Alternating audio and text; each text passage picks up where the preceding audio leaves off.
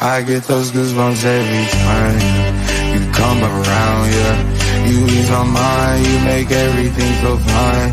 Worry about those times, I'm way too numb, yeah. It's way too dumb, yeah. I get those goosebumps every time I need the Heimlich, throw that to the side, yeah. I get those goosebumps every time, yeah. When you're not around, when you throw that to the side, yeah. I get those goosebumps every time, yeah. 713, to the 21, yeah, I'm riding. Why they on me? Why they on me? I'm flying. I'm sipping low key. I'm sipping low key and flying. It's not water. I get those goosebumps every time. I'm around, yeah. You ease my mind, you make everything feel fine. Worry about those times. I'm way too numb, yeah. It's way too dumb, yeah. I get those goosebumps every time I need the Heimlich, throw that. Oh, hello. Hello, and welcome to Loaded Mag NUFC. How's everyone? How are you boys? All good, all good. A bit rushed, but yeah, not too bad. Other than that, surviving. How are you boys? All good. Yeah, I know you're rushing around, Pete. How are you, Chris? Yeah, not bad, mate. Yeah, I'm in a similar boat to Pete, to be honest. I'm in London. Been in London since yesterday. Not due back till 9 o'clock on Thursday night. But yeah, been a bit of a rush today. Busy with work. But I've done a little bit of homework, boys, which you'll be pleased to know. Done a little bit of homework for this show because I wanted to have a proper look, you know, at potential signings and stuff like that. So yeah, I've been doing a bit of homework, which I did last night. So yeah, all good. But yeah, on a personal note, I'm good. Looking forward to going home on Thursday night, but it's nice, you know, being away with the team and stuff like that. So yeah, all good. How are you, Dazzler? You okay? Grand, yeah. You could say I'm buzzing, but all good with me. All good with me, Chris. Looking forward to this show and talking about a few things. And maybe, you know, from the outset, we should set for a few ground rules on this because people are going to start looking at the show and go, Loaded said this, Loaded said that, and Loaded said nothing. Because this show came about by we started about where it came from. It came from the article from the Daily Mail. I think it was Mike Keegan, the article there about a week ago, last Thursday, I think it was, and about we know PSR, as we know it, is going away, or it's been altered at the very least. But there was talk of this luxury tax being added. So basically, that you could invest maybe even large quantities of cash into your team, but there'd be some kind of a tax or a fine you would have to pay if you went over certain thresholds. No, we don't even know what the thresholds are yet, and even if this will happen, but we will find out more about that in June. But we said to ourselves there the last night on the show, let's do a show about this, a what if show. What if this came about, and could we go a little bit mad, or how would it play out? So, well, let's point out we are not in the know. So any names that you hear here, they're just our own thoughts on what if we did go a bit mad, how mad could we go? Yeah, so it's a kind of a what if scenario, and that we may or may not be linked to particular players, so that we talk about here tonight. So just get that through first. But one player we are linked with, and he's already at the club. We're going to start with the good news that's coming through today. And Luke Edwards brought us the story about this man, J7, and looks like he's going to sign a new 4-year contract and be with us forevermore. What are you thinking about that, Pete? We'll go to you and your thoughts first before we get into what we actually came to talk about tonight. It's great news.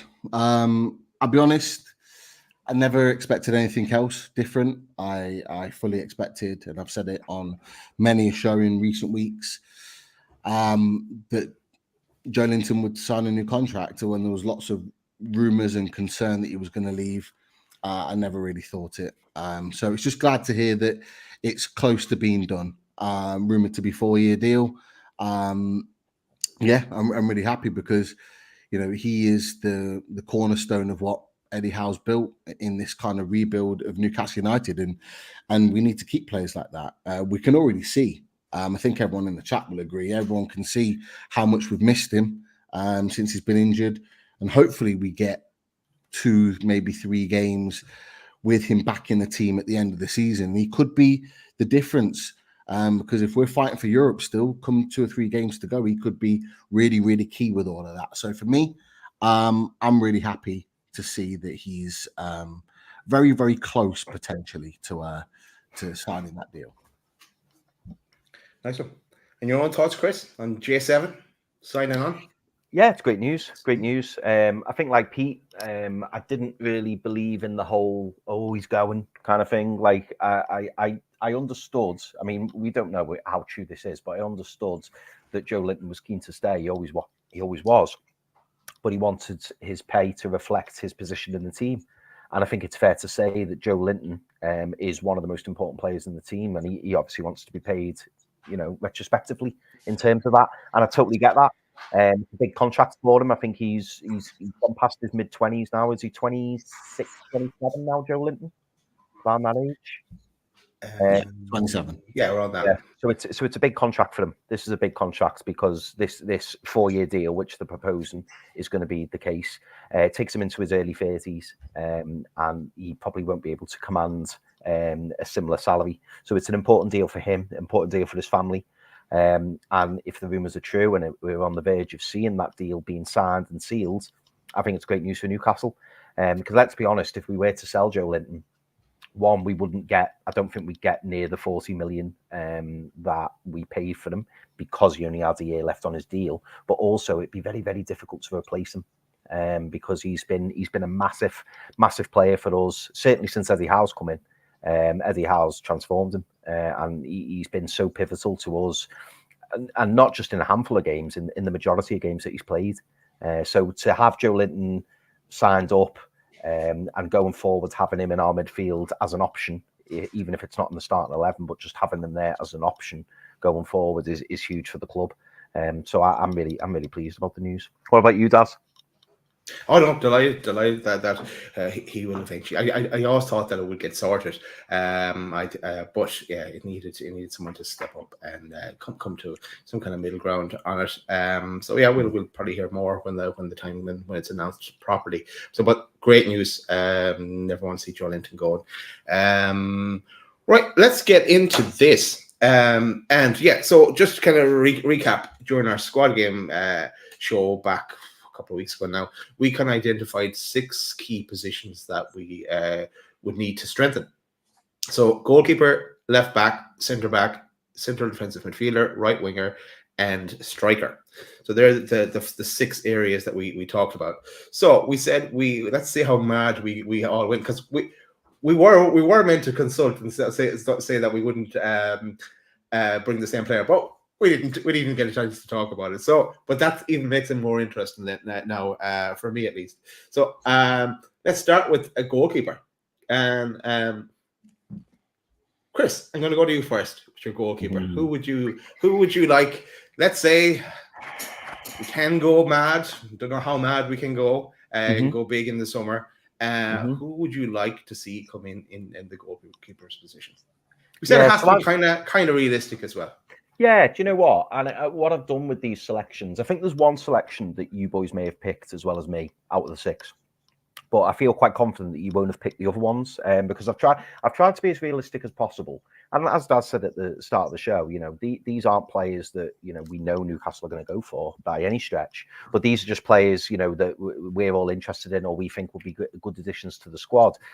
So I've kind of lowballed a little bit here, boys. And my selection for goalkeeper is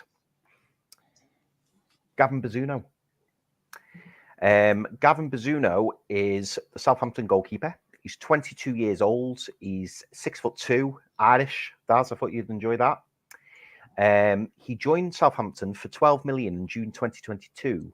And for me, I think he's a cheap alternative if we're looking at bringing someone to challenge or act as an understudy to Pope for next season. I think it's fair to say he's probably going to be a number 2 with the potential to be a number 1. Although it will depend if Southampton go up as to whether or not we can get him. And for me, I think we're probably looking at around 10 to 15 million. That's my prediction. If they don't go up, he probably won't be an option because I imagine Southampton will want to keep hold of him. But for me, I think we could maybe tempt Southampton because obviously they will be under financial restrictions if they don't go up. Spending 2 years down in the Championship is going to have a big impact on them. So we could always tempt them with an offer. But for me, 22 years old, he would act as a number 2 to Pope initially, probably. But I think there's potential there for him to certainly build. And I also believe he would be a really good number 2. I think he'd be an upgrade on Dubravka. I think he'd be an upgrade on Karius. And like I say, I think there's potential for him to really push on and possibly become the new number 1. Maybe he wouldn't, but again, you're not paying silly money to bring him into the club. So that is who I went for as goalkeeper. Wow, you really went the Mike Ashley approach and the low ball. Chris. In contrast, I've gone high ball. Okay. High ball. But just a reminder to people as well, smash that like button as well. If you're new and you want to get in the chats, hit the subscribe button. And also put your suggestions in the chat because we will be looking at those as well. There it is, Chris, on the button. Pete, we'll go to you next. For your goalkeeper. Yeah, sorry, I've been rushed, so I've not had a chance to do any pictures or anything. So don't worry, mate. Don't worry. There was no set criteria. No. Okay. No. So I've grabbed a picture of this goalkeeper. So I've gone the other way. I believe if we've got more money to spend and we get a goalkeeper, we're going to get a goalkeeper that's going to become number 1. And for me, there's a number of great goalkeepers out there that you could spend a little bit more money on. But for me, I would go with someone who I think is probably an overall complete goalkeeper in all areas. And it is this man, Diogo Costa of Porto. For me, I think he's the future of Portugal. He is great in commanding his area. He's a really good shot stopper. But the key for me, and the thing that's been people have been kind of going on about with regards to Nick Pope, he isn't good with his feet. He's not good with his kicking. Well, this guy is. So for me, he's the full package. And I think with him being, a good age, some may say a great age at 24 years old, I think he's the perfect signing that could really take Newcastle United forward, and not just for 3 or 4 years, but for a long period of time. And because we're a team that's looking to kind of build and develop and really kind of excel in the next 5 to 10 years, he could be a massive part of that. As well as that, I've thought about the fact that because he's such a goalkeeper, he is going to command a big fee. But I'm also looking at the team that he's coming from. And with Porto being in the Portuguese league, you could potentially get him for a good price. Even though they're going to be playing Champions League football or close to it, you always can feel like you can pluck a player from the Portuguese league. And I think that's really crucial as well. So for me, that's my choice of goalkeeper if we had that little bit more money to spend to kind of go a bit more flush with it.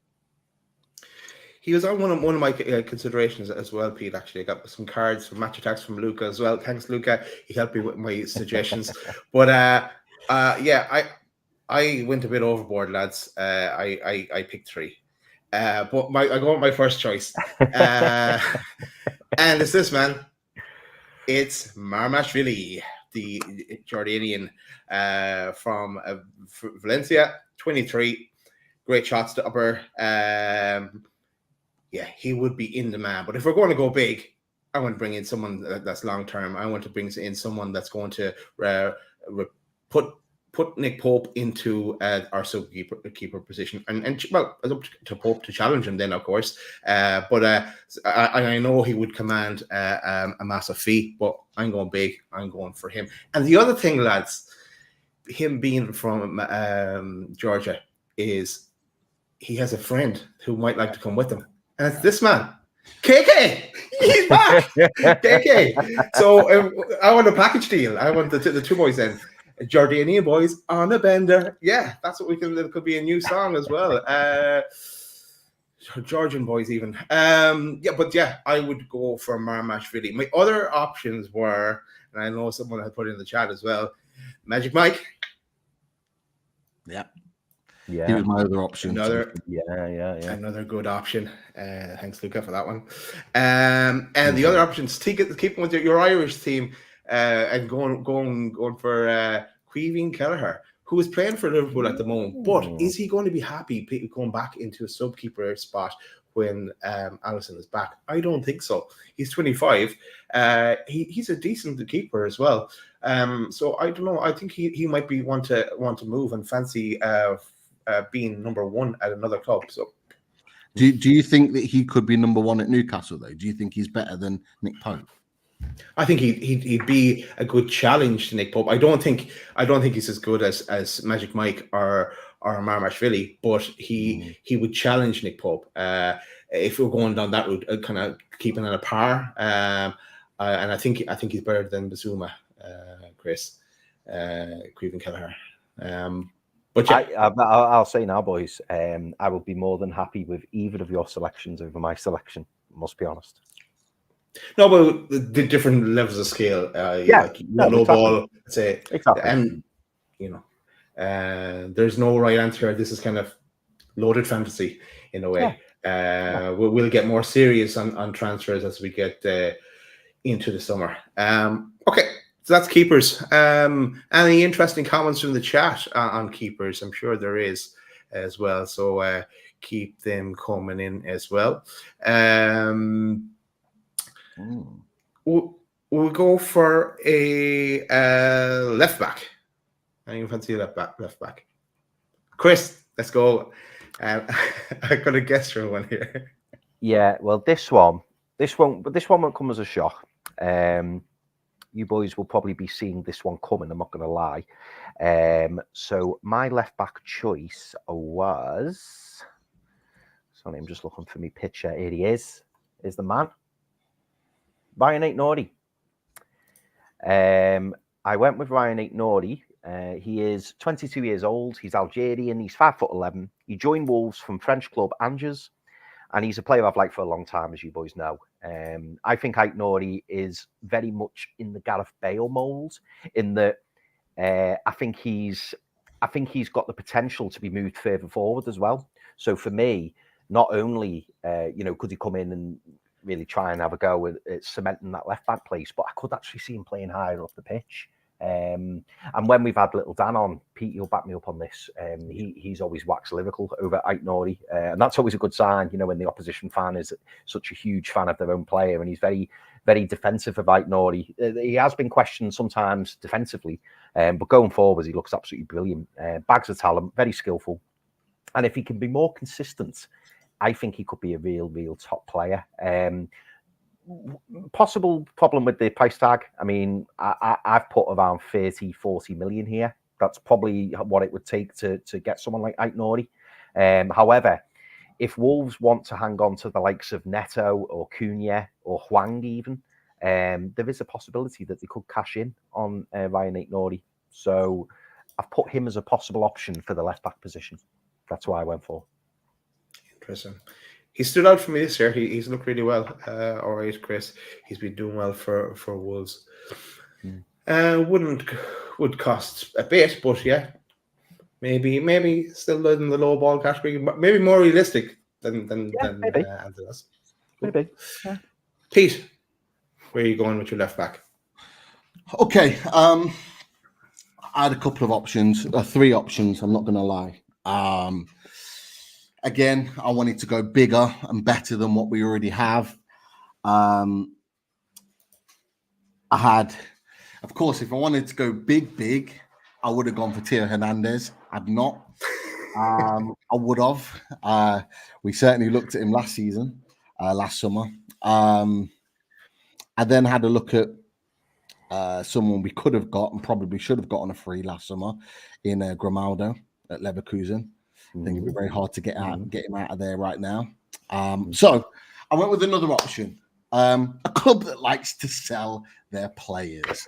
A great left back, a really talented left back. Had a bit of a down part this season due to injury, but had a superb season last season. And it's Estepina. Superb left back. For me, Injuries can affect players, of course they can. We've been on the receiving end of them. However, Brighton like to sell their players, and if there's a big enough offer, they will sell. And for me, he would be an absolutely great option. Knows how to link the play, got lots of pace, lots of trickery, good delivery, but as well as that, he knows how to score a goal. So he really brings the attacking element of our sort of team into the forefront. And you only have to look at some of Lewis Hall's recent performances. What we've been banging on about, and quite rightly so, is Lewis Hall's ability to attack and link the play and get balls into the box and be really attack-minded. And this is what he does. And I think, again, he could be a really, really good option to take us forward. So, you know, again, I've given you two of the previous options that would cost quite a lot of money to get out there, and slightly older. But for me, looking long term, I think he'd be a great option. Yeah, good pick. Good pick. That's what you think. You're on mute, mate. You're on mute, I think. Sorry. Still a bit of the man flu. Yeah, no, I'm saying great picks, Pete. And the reason I was laughing is because guess what?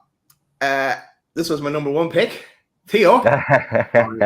Theo going totally mad, blow the budget. What budget? What? This is a bit of a fantasy show. And you can guess what my second pick was, Pete. This man who you're just after describing. Same page. I love same page. And I've gone one further because I picked three. And there's not. I think this is probably then is there our best chance probably of picking him up. But as you said, the injuries this season. But I went one further, and there's no way these are selling these, and you have him in this guy in your football manager team. But I didn't put him in a Spurs shirt. Udogie. It looks black and white. Yeah, you take him as well, but I don't think we have a hope in hell of getting him out of Spurs. No. But yeah, that's who I went on my left back picks.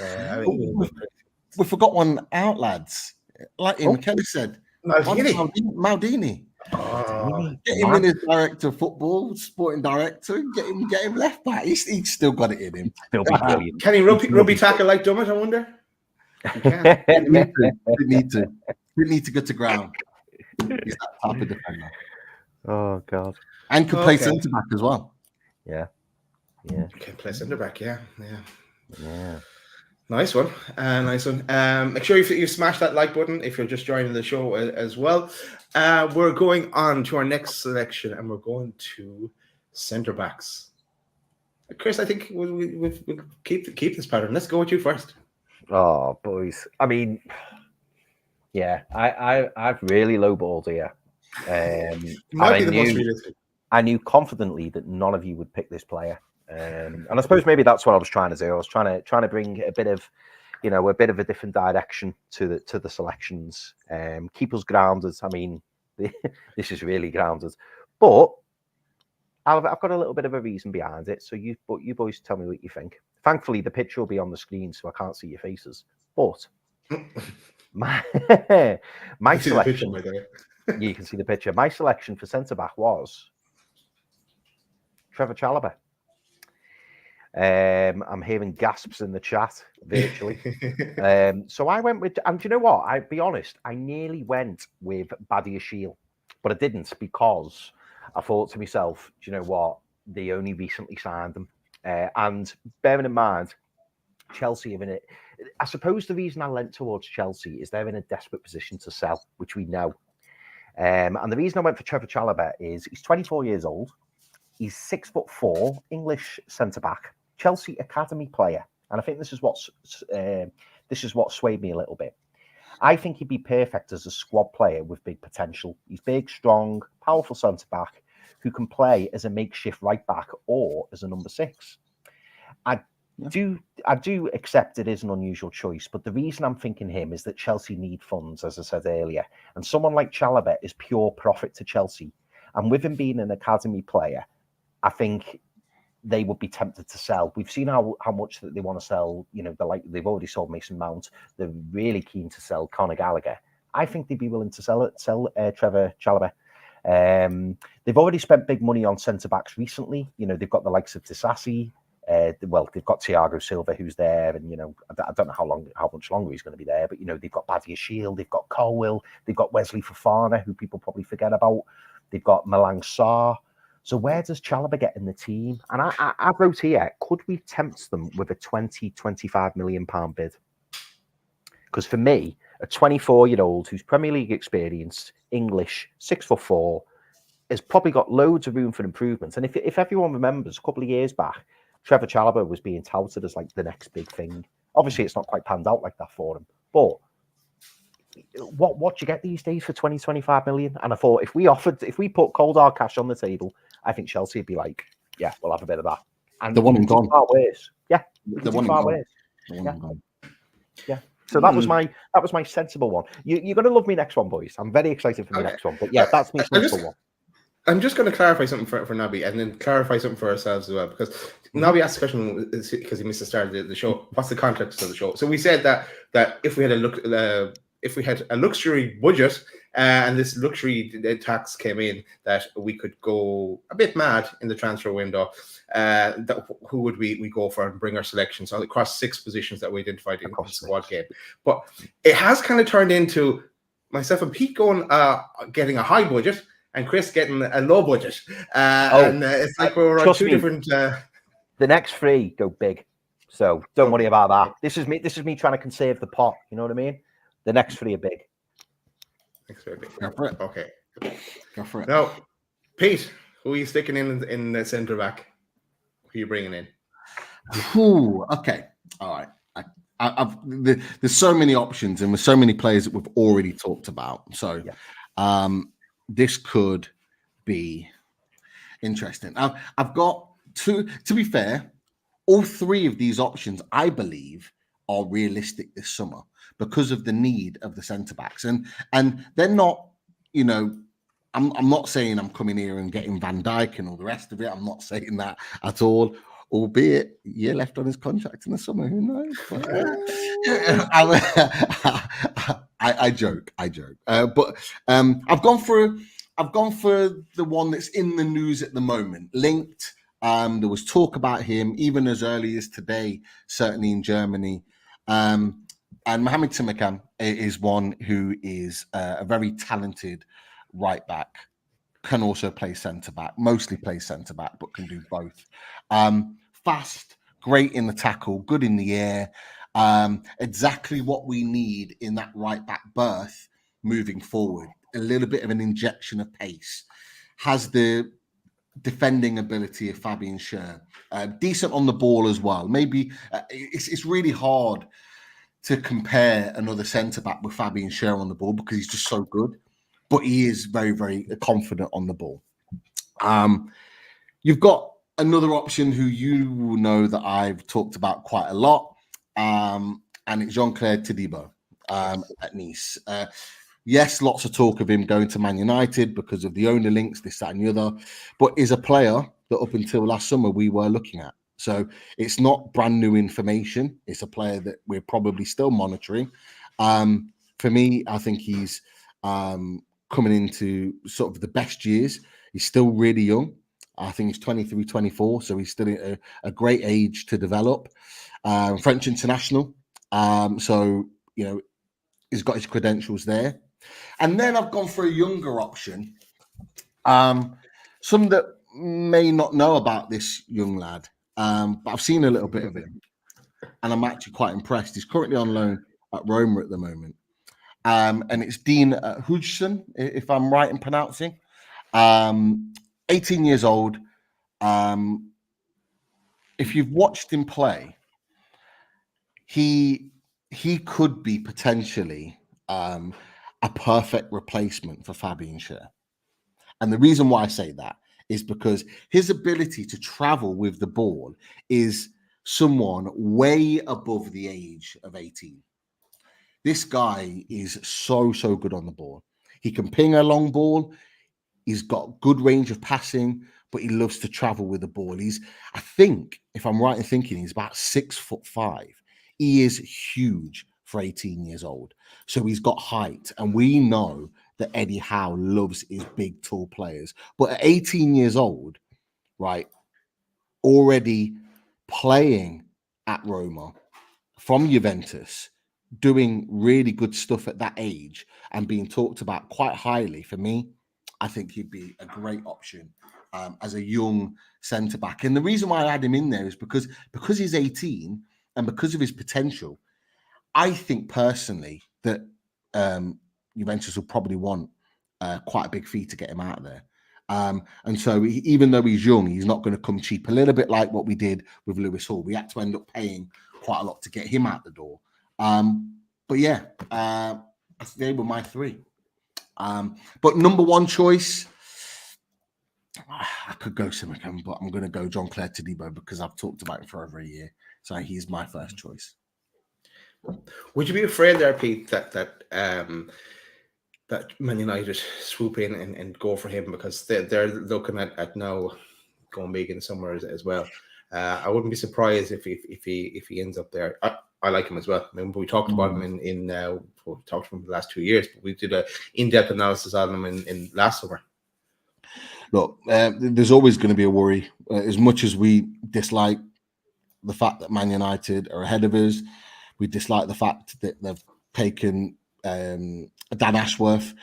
We've always got to be worried of that because as much as we hate it, they are a big club and they're a pull.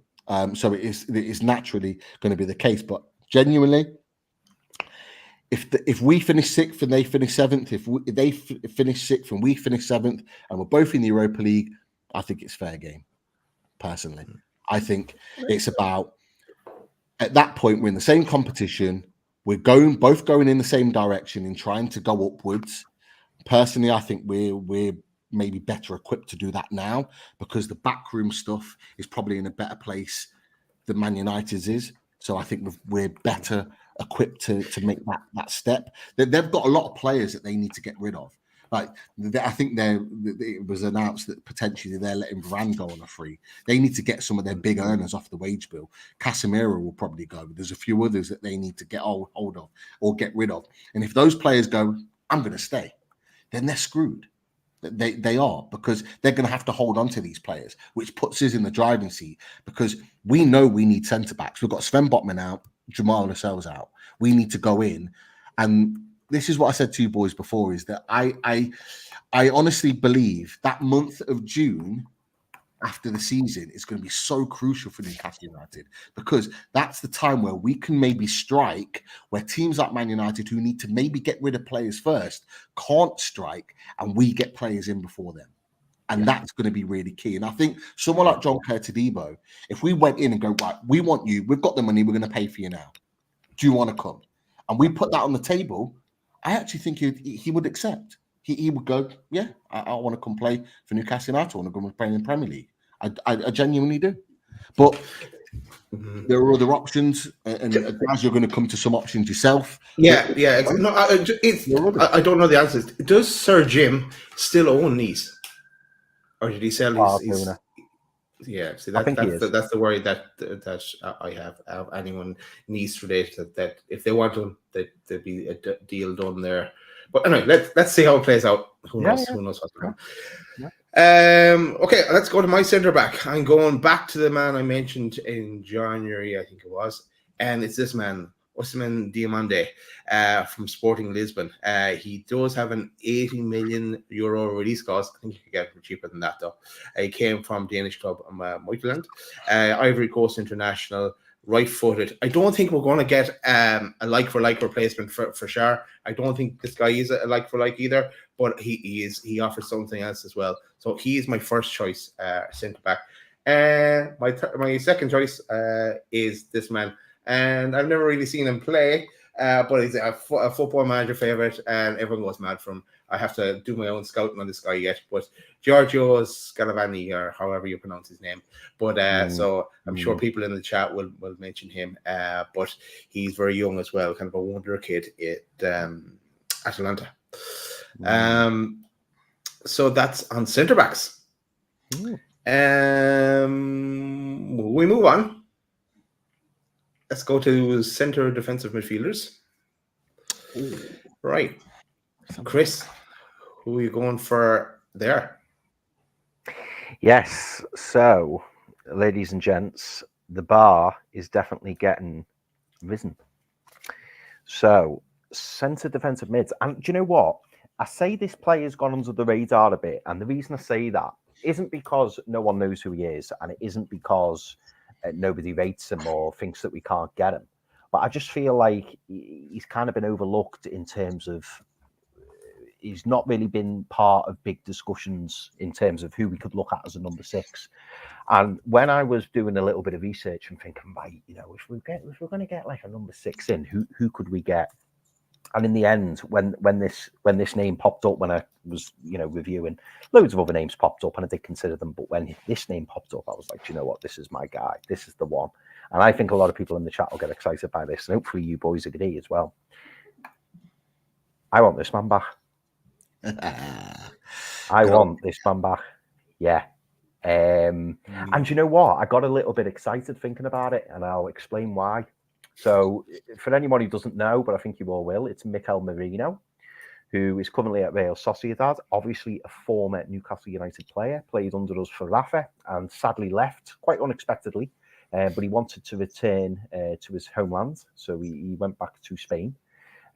He's still only 27 years old, boys, 6'2", and I've wrote here, time to get our boy back. He only played, believe it or not, is a quick one for you. How many times do you reckon Mikel Merino played for Newcastle? Because this shocked me. Not a lot. What would you say, Daz? Give me a figure. I have his stats in front of me, so I'm not going to cheat. Okay. I'd say about 32 times. Yeah. He only played 17 times for Newcastle. And look at the lasting impression that he left on us, because I think a lot of people would say Mikel Merino is a top player. So he only played 17 times for Newcastle, but that was enough for me personally to convince me that he's the real deal. Obviously, he wouldn't need too much time to settle, having been here previously. He's got 20 full Spanish international caps, and he's coming into his peak, hitting 27. And this is the guy that I want for our number 6. And I'll tell you what was interesting. This is what got me a bit excited. I had a little look at the La Liga table as it stands, and Sociedad are currently sitting in 6th, which would mean, as far as I'm aware, that they're currently in a Europa Conference League position. And it just made me think, do you know what? If we're going to be in and amongst the Europa Conference League chat or even the Europa League chat, why couldn't we tempt them? Why couldn't we tempt them, especially knowing, you know, that we've got such a big project on the way? Obviously, Alexander Isak's here now. We will have played a little bit of time with Alexander Isak before Alexander Isak made the move to Newcastle. And I think you're probably looking, boys, at around 40-50 million to get him. Now, obviously, we sold him. I think it was for around, it was somewhere between 13 and 15 million from what I remember. Cheap as chips. But that release clause was in there just in case he didn't settle and he felt like he wanted to go back. But why would he not come back? He's gone back to Spain. He's obviously settled and stuff like that. But why not come back? He does speak fondly of his time when he was at Newcastle. And I think this could be the man. I think this could be the man. Joelinton for life, you're going to regret this. These picks are getting better, mate. I'm telling you. Mikel Merino. I thought, well, I hope, tell me what you think of Mikel Merino, Joelinton for life. But for me, I think you boys could struggle to beat that Mikel Merino. Thank you, David. I'd say we're going to blow him out of the water myself, Chris. Which tell you the truth. What's that? Yeah. Over to you, Pete. Interesting, because I've got 3 or 4 options for our centre midfielders. Hold on, let me just grab them because I'm getting pictures. From Dave. What did he say? Chris is shopping at Little Tax, not a luxury. Interestingly, you went Mikel Merino. I'll raise your Mikel Merino, and I'll raise you to Martin Zubamendi, his midfield partner, because he, for me, is the complete midfielder. Wow. He can do everything. He is superb on the ball. He can get into a tackle. He can arrive into the box a little bit like Bruno Guimaraes can. And, you know, he knows where the net is on occasion. So for me, if I'm going to Real Sociedad, I'm going to get this guy, and he is highly rated. To be fair, Arsenal have been heavily linked with him, and there is talks that he is going to be Declan Rice's midfield partner in the summer. And if it is, then Arsenal's midfield becomes frightening because he is a really, really talented player. I've gone for my first choice, and this is, as anybody will know, João Neves at Benfica, a superb young centre midfielder, slightly more defensive than Zubimende, although Zubimende is quite defensive himself, but great tackler of the ball, gets around the pitch. Both of these players that I haven't mentioned are known for their high pressing as well, which is key for our midfield.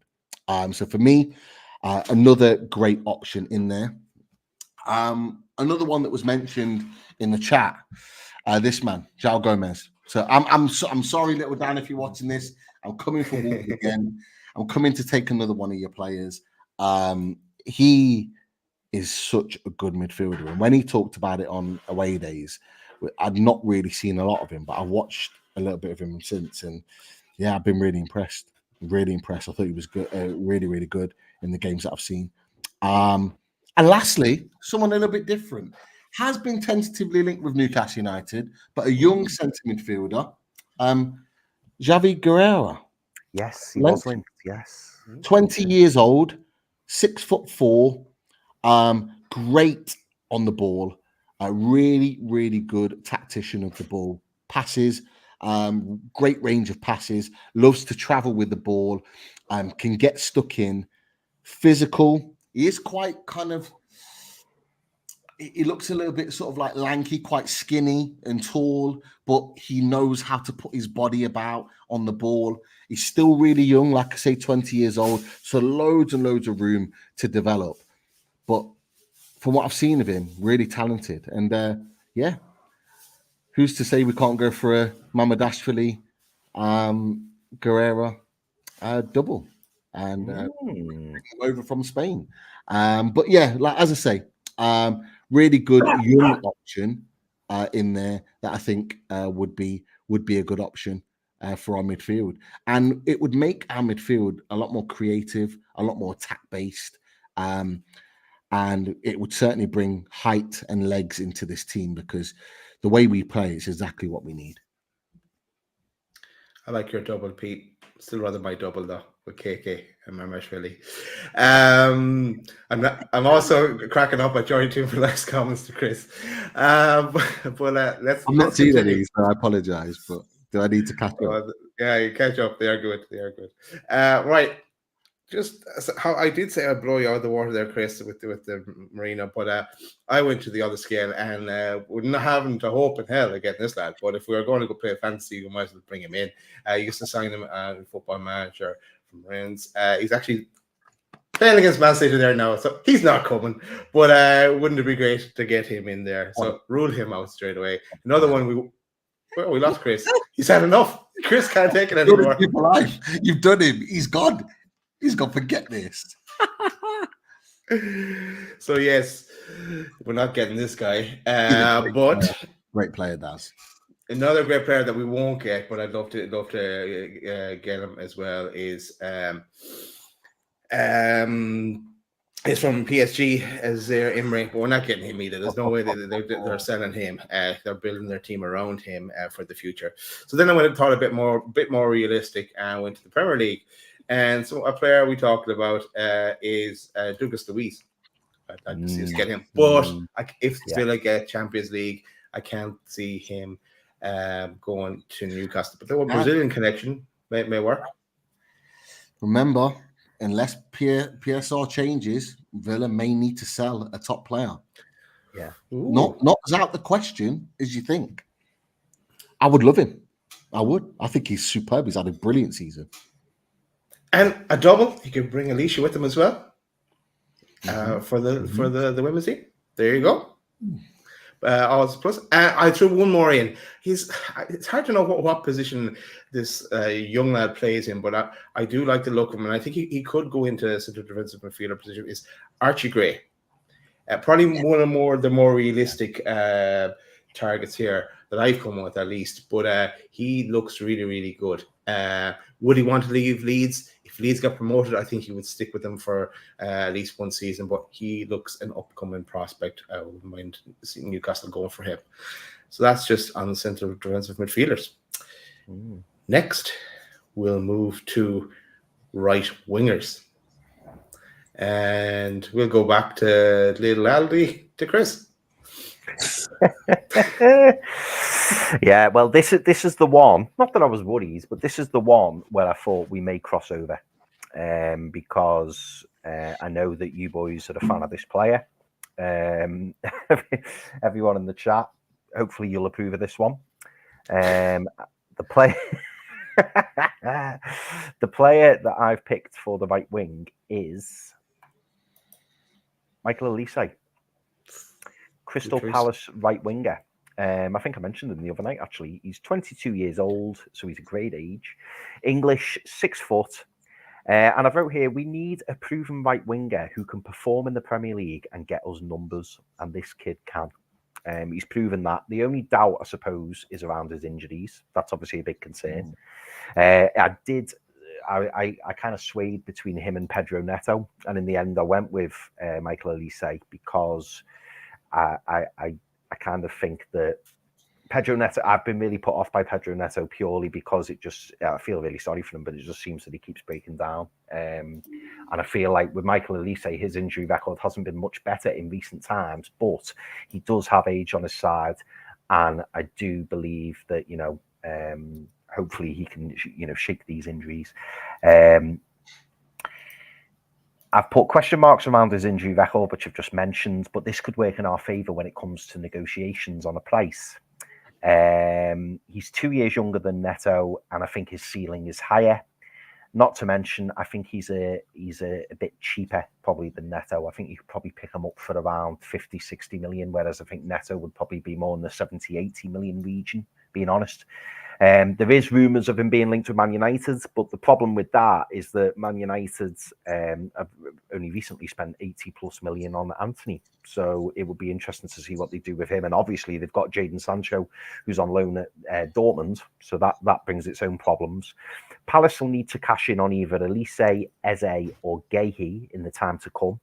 And that's why I think that Newcastle should maybe consider making the move for Michael Olise. Interesting. Good choice there, Chris. Like that one. Pete, woo us with your selections. Let's have a look. So I just need to upload. Just bear with me a second. If we run out, want me to go while you're uploading? Maybe I'll go. So go ahead.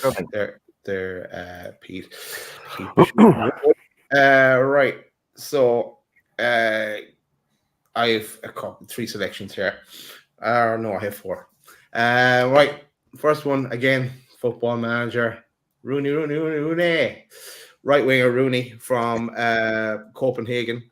Decent little player. I think he will go maybe in the summer. Why can't we be in for him? So that's selection 1 for me. Selection 2, I've gone down. I've more gone down the Chris market, and this guy has just caught my attention yesterday. Jonathan Rowe from Norwich. He looks like a decent player for Norwich, and we did once upon a time get a great winger from Norwich in the shape of Rule Fox. So if it could compete at that level, I'd be happy. At least I still love Rule Fox. So yeah, he's one to keep an eye on in the summer as well. Should I even mention this guy doesn't play right wing, but he can play right wing, but he's more center, and we won't get him. I'd say he didn't probably end up more at Man City. Is Wirtz. Why not throw him in? Why not throw him in the mix? And it wouldn't be a fantasy show without me mentioning this man. Yes, I'm moving Gordon out to the right and putting KK in. So KK my selection on the left wing, and have put Stick Gordon on the right and have Barnes as the backup there. So that is my selection for the winger. Oh, I also had Nico Williams, but if he's that 50 million euro release clause, he would be a decent option as well. But yeah, that's wingers. Pete. Okay. So hold on, let me just go back to the other one. That's where my other players are. Okay. First choice. I've wanted this player for a long time. Still want him if we can get him in the summer. Won't be cheap. And it's a player we've talked about loads. You will know who he is from Barcelona. We've got Rafinha. Yeah. Again, perfect for our system. Direct, great delivery. Can whip a ball into that far corner, so he gets goals, gets assists, can link the play. Obviously, bringing in that sort of South American flair as well, bringing in with the Brazilian boys.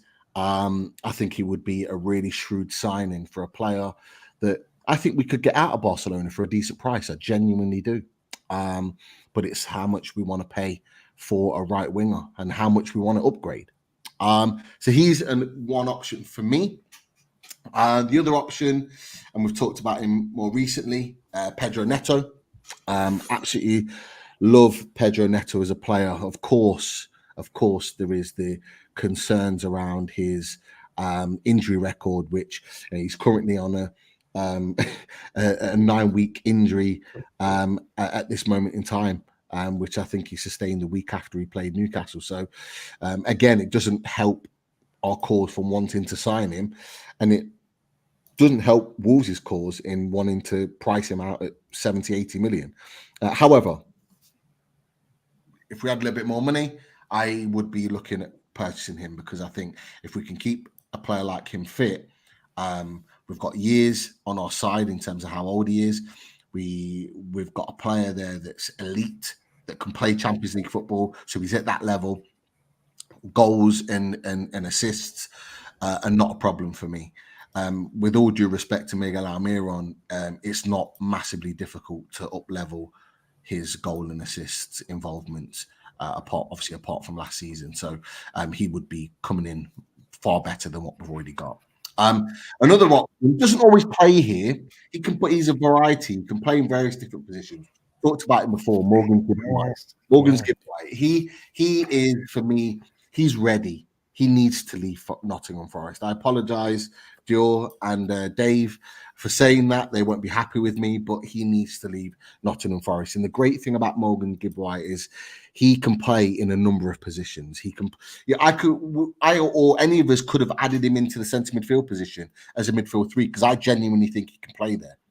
But I also genuinely believe that he can play out on the right. He's got the work rate for it. He's got the battle and the endeavour to go and cover the right back, whether it's Tino or Trippier, in those defensive positions, because he shows it week in, week out and Nottingham Forest. But what he does have is quality of delivery. What he does have is the ability to link play. And what better than two best mates in Morgan's Gibbs-White on one side and Anthony Gordon on the other, absolutely tearing it up. They've got balance, they've got understanding, and they'd be able to supply Alexander Isak with the goals. The last one, a little bit like Daz, he doesn't play there, but he's a really intriguing player, and I'd love to see him come back to England. And it's Angel Gomez from Lille. He left Man United on a free, and they were absolutely gutted when he left.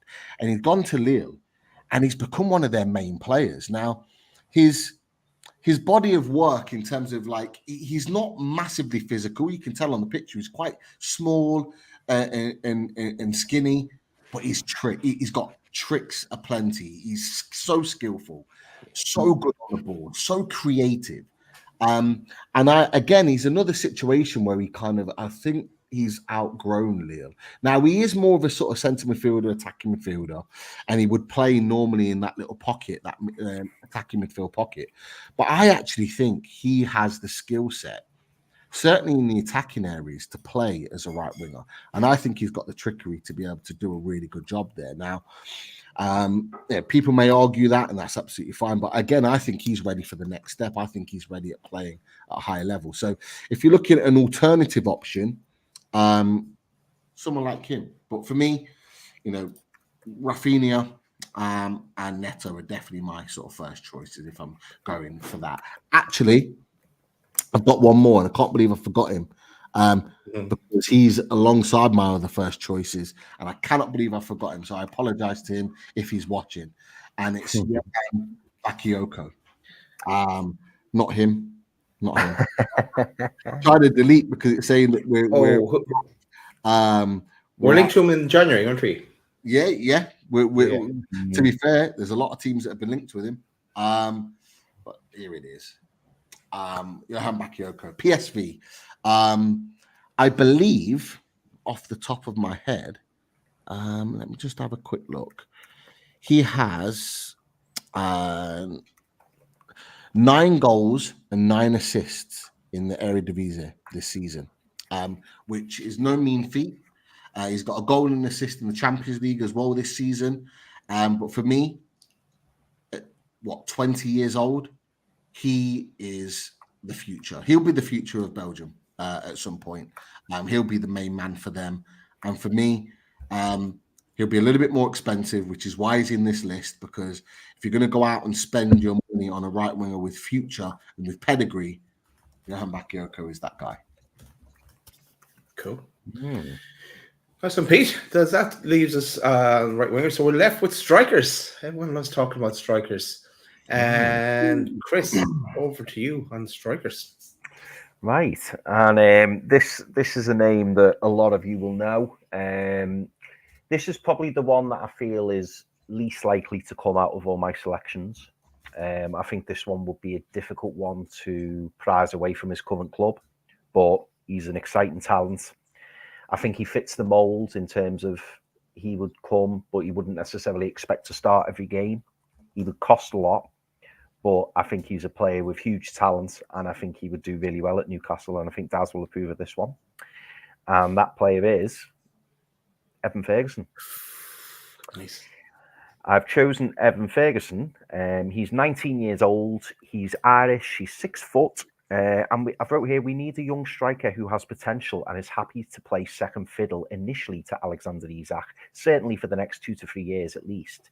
And Ferguson, for me, is the perfect signing. Yes, people will say he'll cost silly money. However, don't forget, Brighton signed him for their academy from Bohemians.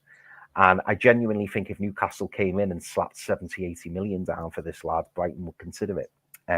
We know that Brighton churn out young players. They've got a great academy. They've done their business very, very well. We won't talk about who started that. But in all seriousness, they have dealt with their transfer dealings very well in the recent years. And I've even wrote here, we could include players to bring the price down. Who knows? Maybe there's a couple of players Brighton would be interested to sign from us. I don't know whether that's a possibility, but certainly something. Dan Ashworth. Yeah. He'll practically be pure profit for Brighton. And Brighton, don't forget, Brighton have already got João Pedro. They've got a Dingra who's broken on the scene. They've got Danny Welbeck. They've got Undav, who's currently on loan. I think he's on loan in Germany, and he's been smashing it up. So maybe they don't need Evan Ferguson. And let's be honest, you're paying for potential. So Brighton getting such a high bid for a player who is very much potential and someone who could be good, it's tempting because he's only actually made 47 appearances for Brighton. So, we would very much be taking a risk. Don't get me wrong, the risk looks like it would be worthwhile because he looks a real prospect. But for me, I would be looking to get someone like Evan Ferguson, because if we had him as an understudy to Alexander Isak, and someone with such a huge ceiling, someone with a lot of potential, I think he'd be a really exciting signing. So yeah, I went with Evan Ferguson. Good call, Chris. Peter, you ready, or would you want me to go? No, I thought I had my picture there, but it's not there for some reason. You go. Yeah, delete a few as they're going, and we can stock the shelves then. All right, okay. So I agreed so much with Chris's selection that I said yes. I'd also go with Evan Ferguson, Chris, as one of my three options to go for. I do think he would cost a good bit as well, but that hasn't stopped me in the past in my other selections. So why not? Why not go completely mad? He hasn't had he played absolutely unreal against us, scored a hat trick, obviously. But hasn't done the business so much now and lately. So, but we are playing Brighton again before the end of the season. So watch him step up probably again. So he's one option. And I think he's going to be one for the future as well. Speaking of one for the future as well, is another one. Sesko, the man that we've been talking about for the last 2 years, I think now at this stage, Benjamin Sesko. RB Leipzig, around 20 years old, 6'4" tall. He scores goals. Say no more. I think he's playing a bit second fiddle to Pena at the moment, or he was at least. And I think he's a release clause of like 40-50 million. So he is someone that's obtainable. And I think he will be on the move this summer. And then I threw another one into the mix because we're going to need someone that's going to kind of put a bit of pressure on, like take over for Wilson, but put a bit of pressure on Isak. And I always kind of put these two in similar kind of mode before I got a real look at Isak, and Isak is a level above, obviously. But Jonathan David from Lille, and threw him into the mix. I think he's 24 as an option for us to look at as an alternative striker. So that was it for the strikers for me. All right. Let me just go back to the away. No, it's not the away days one. What am I doing? I've got a few strikers that I wanted to look at. And to be fair, these are, for me, options that actually I think we can go for regardless, in my opinion. The first one, the first one is here. 1 second. I talked about him before. I think he's a talented player, really talented player, and I would love him at Newcastle United. Victor Boniface at Leverkusen. He's not since he's come back from African Cup of Nations. He's been injured, so he hasn't really even been in the team that much recently. And I think that doesn't mean that he's not a good player. I still think there's a quality player in there that we can really kind of get the best out of. And do the business. And I actually think we could probably get him for a decent price, but that's just me. I think anywhere between 35 and maybe 40 million for Victor Boniface, I think would be a perfect fee. I think his age is perfect. I think it's about 25, which is a great age for a striker. Just coming into their peak, which is what we'd want. We'd want a striker that we had to hit the ground running. And the other striker that I also had Jonathan David, to be fair, because I think he's got 18 goal contributions this season. Jonathan David has been a really, really good player. But that, I know Daz has already talked about him already. But this is the other player that I think we should go and sign. We should bring not Bournemouth to Newcastle, but I think we should bring Sweden to Newcastle, and we go and get Victor Gyökeres from Sporting Lisbon. Now, that will be incredibly, incredibly hard to do. However, if we do have more money in the bank to spend, I think it is a genuine possibility.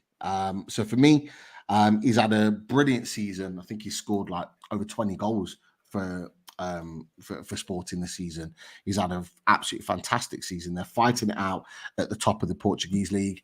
And if only we'd have invested when he was at Coventry, it would have been a hell of a lot cheaper. You're probably talking 60 million plus now to get him out of Sporting. So for me, he would be a great option. I actually looked at, depending on how much money we had, and I thought this might be a little bit too crazy. Lautaro Martinez at Inter Milan. I actually looked at him and thought, if we had more money, if we could go a little bit more crazy, like I would definitely try and tempt him to come to the Premier League and try and get him out there. But I decided against it. I do think with a little bit more money to spend, Victor Boniface, Victor Gyökeres, certainly with his Swedish links with Alexander Isak, I think would be two really good options. I didn't go too mad with the strikers. Like I say, I had Jonathan David in as a third, but Daz has talked about him, and quite rightly so, because he's had a really good season. So they're my striker options. And just imagine, whether it's Victor Boniface, whether it's Jonathan David, whether it's Victor Gyökeres, as an attacking option alongside Alexander Isak, we would be laughing, sure. But actually, just before we move on, you put a comment up there, and I can't remember it was from who, and I didn't see it in the chat because I've not looked at the chat, and it was about Evan Ferguson, and I actually agreed with it, and I can't remember. It was from Michael Palmer. There you go. I find this situation really strange. I'm not going to lie, I find this whole Evan Ferguson situation strange. Last season, he was dubbed the next big thing. Man United were coming for him. It was like inevitable. He came and played against Newcastle at the Amex, scored a hat-trick. Everyone's on the hype train again. I'm not going to lie, and I might be wrong in saying this, I haven't seen him since that game at the Amex against Newcastle. I've not seen anything of him. When he's played, I don't think he's played well, but I've only seen little snippets of him. It looks to me like he's had a really bad season, and he's almost kind of gone backwards. I could be wrong with this. But if Brighton are having him as their next big hope to get big money out of, I'm not seeing it. I'm really not seeing it. Yeah, it's a fair point. It is a fair point. I have been surprised how he struggles to get in that Brighton 11. My only caveat to that is that I know a lot of Brighton fans do find De Zerbi's team selection quite odd. They do say that they rotate their team an awful lot, and they very rarely stick to the same 11. Not defending it because it's my pick or anything like that. It's just that whenever I've seen him, he's impressed me. But you're absolutely right, Pete, in that he's not a guaranteed starter, is he? You'd think if this kid's so special, why isn't he playing more games? Why isn't he playing more football? Are they protecting him? Is it the fact he's not ready? Is he not proving it in training? Who knows? I mean, it could bring the price down. Because you're right, Man United, it looked a given that he was going to Man United. But Man United aren't going to fork out 80 plus million for him at the moment because they just go, well, hang on, he's not even kicking a ball for you. So why would we pay that?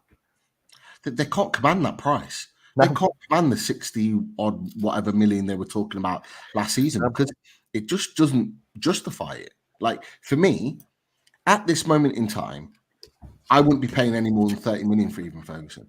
I just wouldn't, because he hasn't shown this season that he's at that level. He may well go and smash it next season.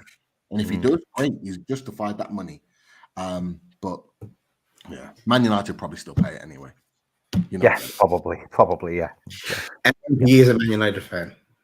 It's the other thing. Is he? I didn't know that. Yeah, he is. Right, okay. So okay, we can convert him. Don't worry. Right. I think we're not finished yet. We do have a second part to this show, but we're going to cut to a message from our sponsors. You'll also notice there's a code running to the bottom of the screen for the entirety of the show. Chris, I'll hand it over to you. You talk us through it, and I'll throw up some pictures. Yeah, so I want to talk today about our brand new sponsor for Loaded Mag. We were approached by a company called Manscaped, which many of you will have heard, I'm sure. And Manscaped said that they would be really keen in sponsoring us. So we're really excited now that we've partnered up with Manscaped. They're showing their support for Loaded Mag. And I'll read the word now for you. So support for Loaded Mag is brought to you by Manscaped, who is the best in men's below the waist grooming. So girls, you may want to turn your ears off at this point. I don't know. To you may enjoy it. I'm not sure. Shaving your jewels doesn't have to be a risky business anymore, thanks to the Lawnmower 5.0 Ultra. And this trimmer is all about keeping things smooth and safe. so you can trim with confidence. Treat your wrinkleberries and join the 10 million men worldwide who trust Manscaped by going to manscaped.com.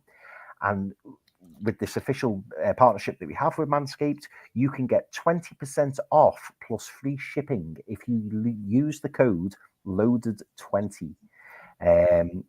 So don't forget, if you're interested in getting anything from Manscaped, use the code LOADED20. It's at the bottom there. You'll see it flashing along the screen, and you get 20% off and free shipping with that code. And the website address, just to remind you again, is www.manscaped.com. So that's 20% off with free shipping if you use the code LOADED20. Show your balls some love and feel free as a dove. And oh, hang on, terrible. I forget. Oh yeah. Get the badge in. The badge. You can see it, Manscaped. We've all got our Manscaped gear on. So yeah, if you're interested, get yourselves onto manscaped.com. Loads of really good stuff. Daz is advertising it there. We'll have a demonstration next day. Yes. In Chris's home. Crop Suva. Lovely. Yeah, I don't know if I want to get me wrinkleberries out on stream, but I could. Maybe it would increase the viewers or lower the viewers. I don't know. But it's something we can consider. Who knows? Nice one. No, well, looking forward to partnering up with Manscaped, and the link is also in the description of this show as well. And Dave is already on the case. He's going to get one. He's got one. Good man. And just to add, by the way, everyone, because we've linked up with Manscaped, we're going to be doing lots of giveaways. We want to really push our promotion with Manscaped, so we intend to do a lot of giveaways. So keep watching the shows and keep a lookout for these giveaways, because we're going to be doing lots of giveaways on the channel, and we'd love to be able to give all our fantastic viewers loads of Manscaped goodies. So make sure you keep watching the show. And we might do some prize giveaways in the show. We might get the spinny wheel out. There'll be all kinds going on. All kinds. And I'm going to tell you what I thought. I always thought that the Manscaped, it's an expensive item you have to buy, but no, there's loads of different products, a wide range of products, and when you use the code, it brings the price down. So definitely worth a look, if nothing else. So go check it out and use the loaded code, LOADED20, and you will be sorted. Right, let's move on to the second part of the show. Pete, are you ready with that tactics board? Yep, I am. Let me just present it. Right, talk us through what you want to do. It's here. I've got the team here. We can add the players in. Brilliant. Oh, look at the little Eddie Howe pick. I love that. Ah, cool. Yeah. Who are the Jaguars? The Jaguars. No idea. Yeah. So I was thinking, Pete, what would be nice to do with all these players that we've been talking about? Why don't we put in our 11 as it stands? So our best 11, and then we can identify the gaps. Now, we've already spoken about, haven't we? A goalkeeper, a left back, a centre back, a number 6, a right winger, and a striker. So for me, you could argue that some of those positions certainly need to be filled for next season, where we would like to see them in the starting 11. So, but what I'm trying to say by that is, our left centre back, maybe not at the start of the season, would normally be Botman. So we can put Botman in there, because I think our strongest 11 would include a fully fit Sven Botman. Bruno Gomes, he will be in the 11. Sandro Tonali, you would think, would be in the 11. So we can kind of fill in the gaps, and then let's try with our strongest 11 using the players who we've selected, and we can discuss between ourselves, which players we want to include. I might have a battle with Trevor Chalobah and co, but we'll see. Yeah. We'll see. Yeah. We'll see. Ait Nouri and Theo Hernandez, it'll be some battle as well. It will, mate. It will. So, should we start in goal? Let's start in goal. I'm quite happy to sacrifice Bazzuno, but I'm going to throw him on the table. I'll throw him on the table. But, out of the ones that you boys have put down, who would you like to see as the number one? Who do you think's realistic, and who would you like to see as the ultimate number one? So the players that were mentioned, we had Mamardashvili, we had Mainan, we had Diogo Costa. Diogo Costa. Yeah. Was there anyone else I missed in goal? Who we had? We had Mike Madigan as well, but some are a bit unrealistic as well. You know, like trying to get him out of AC Milan. Wow! Just seen that in the chat. Did you just pop that in, Pete? Real Madrid 2-1 against Man City. It just popped up 1-1, and then it just popped up 2-1. Wow! City just fell apart, have they? Yep, 2-1. Rodrigo. Literally within like. What the hell?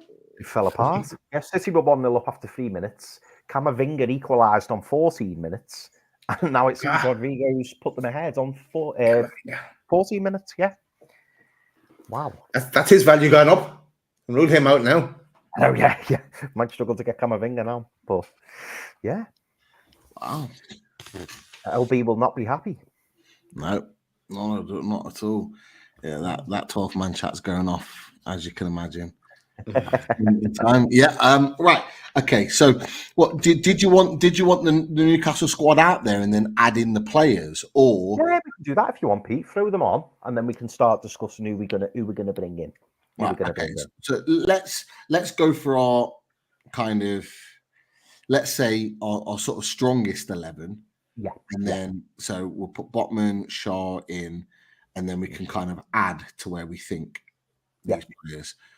So probably go Ban Trippier. That's just my opinion on that, or maybe Livramento, but you probably want him as a right back. Are we adding Sandro Tonali to this? Yes, I think Sandro would be on the. I think Sandro would be on the right, wouldn't he? And then Bruno in the holding, and then Joelinton on the left. That's what I'd say our current strongest 11 is. Yeah.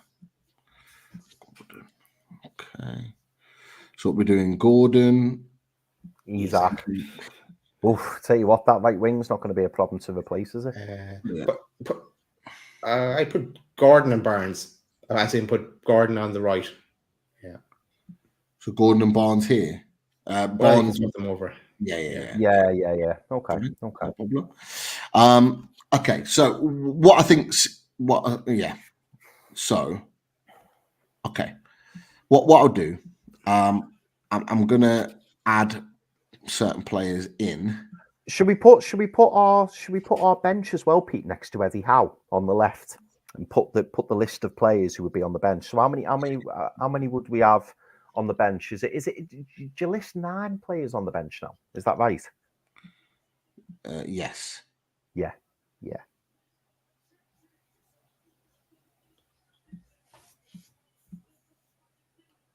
Right. Okay. So as Bayern Munich have just equalised.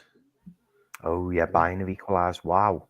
Right, I can't do them. Oh, right, I can put these slightly higher if I move Trippier up, just because if I can't put them right here because they disappear back into the squad. Carry on, and I'll just I'll whack these in here. Yeah, so now we have to battle for the goalkeeper position. So who's the other keeper we're going to bring in for Pope? And who's a bit more realistic as well. Yeah. I suppose you've got 2 different spectrums, really, haven't you? You've got me with Bazzuno. Arsene Little, yes. Yeah, and then you've got Mainan, you've got Costa, you've got Mamardashvili.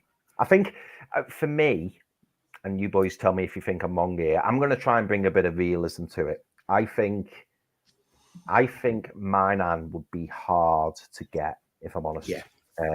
I think he would be really difficult to get. I think there'd be more chance of us getting Costa or Mamardashvili. They would be the 2 I'd go for. I mean, if you remember, we did the show with Graham Bailey, didn't we? And Graham Bailey basically laughed us out of town and said, "You've got no chance of getting Mamardashvili." I'm not sure I agree with that. The whole premise of this was that we'd if the whole luxury tax thing was to come to fruition, that we could go big. We're obviously not going to go mental or otherwise. and this will be more sensible as we move forward in transfer shows. This is our chance to go mad. Yeah, So, it is. It is. Who do you think as well? I think this would be a good question. Who do you think would be, and not that I'm trying to bargain basement it or anything, but who would be the cheaper option out of Costa and Mamardashvili? I would say Mamardashvili. I'd say you'd have to pay 50 million for him, though. I think you could probably get him for cheaper. I think Valencia have got some financial issues, and they're currently, I believe, outside of the European spots, or certainly Champions League. Yeah, they're seventh, I think, Pete. Yeah. So they're in a position where they might get Conference League or Europa League, but that might be at the sort of maximum. So it might not be enough to justify keeping someone of his ability. I personally think we could probably get him for cheaper. I would say anywhere between 35 and 45, maybe. Yeah. Well, that stacks up with transfermarket.co.uk, because they have Mamardashvili at 35 million and Diego Costa at 45 million euro. But they're just, you'd have to pay enough more than that. So do you think Diego Costa would be more expensive? But like, to be fair, both from a massive upgrades on Karius and Dubravka, and actually for me, I actually think both of those goalkeepers have got. I think Diego Costa comes in at number one, and I think Mamardashvili also comes in at number one. Correct. That's what I'm making. So I don't think it matters who we choose out of that, but it's up to you boys. What are you going for? I'll get the team ready. Ready to write it. I think 2 years ago or a year and a half ago, it was all Diego Costa we were talking about or thinking about. But I think now it's all Mamardashvili, and he's a few months at least younger. So let's go with him. Okay, I was already writing him in, to be fair. Let me get it right. What's it? Dash. Okay, right. I've added him in for now. So now we can bring him in there. Oh, I don't know why it's done that. Cool. And then that would mean that Nick Pope is our number two. Which, by the way, I think we've all agreed, haven't we? Nick Pope as a number two is a very, very good number two. Very, very good number two. I'd have no problems with Nick Pope being our regular number two. And being honest, lads, I think he'd be quite happy staying as number two, because his next move after Newcastle will be a step down. Yeah, he's not getting a bigger club than Newcastle. No, I agree. I agree. It's the same with Callum Wilson. It's the same with Miguel Almiron. I just don't think they're going any higher after they leave us. But that's I think that's more than a fair point. Where we going next, boys? Left back is next. Yeah. And I'd say you can rule out Theo Hernandez. Yeah. Top player. I mean, when we played them in the first leg, he stood out a mile for me. Yeah. He was unbelievable. The 0-0 draw, and every time he got hold of the ball, he just drove into the centre of the park, and it was like we couldn't stop him. Just couldn't stop him. He was unbelievable, and I think he's probably destined for Real Madrid or someone like that. I think if he leaves AC Milan, so sadly, I think he's probably out of reach, as much as it pains me to say. But who were the other left backs? So we had Ryan Aït-Nouri. We had who did you pick, Pete? I had Grimaldo as an option. I had let me just go back. Oh, sorry. Yeah, go on. I don't know. I had it here. The picture. This guy, man, from Brighton. Yeah. I know who I would go for personally, but Yeah, Estepinian was probably my go-to. I go for him as well. On that. Yeah, I think more realistic. I think it's a fair shout, Estepinian. Yeah, I think he's only 26. Sorry, I've said that wrong. In terms of my choices of left backs, that would be Estepinian would be a realistic option for me that I would go for. However, out of all of our picks, I'd be picking Aït-Nouri personally. I would pick him as our go-to choice. That's just me. Okay. Estepinian's quality, but for me, from what I've seen of Aït-Nouri this season, like I'd get him. I'd get him in a heartbeat. But up to you, boys. Up to you. Let's go with him. What I'm going to do, I'm going to write both in, and then we can just decide. So if you boys want to decide on who we're going to choose, I'm gonna. Well, the other thing is that we for that left back. Well, if he's going to play there, is Lewis Hall. So it's crazy going mental at that position either. So maybe Aït-Nouri is the man. Yeah, and I suppose, but only to be fair, and what we said about goalkeepers as well, is which one do you think would be cheaper? And again, I'm only saying this to trying to keep it balanced and keep it real. Would we maybe go for the cheaper option? Yeah, I think we should only put one on the pitch, because otherwise we'll be here all night trying to narrow them down. That's fine. So who are you going for?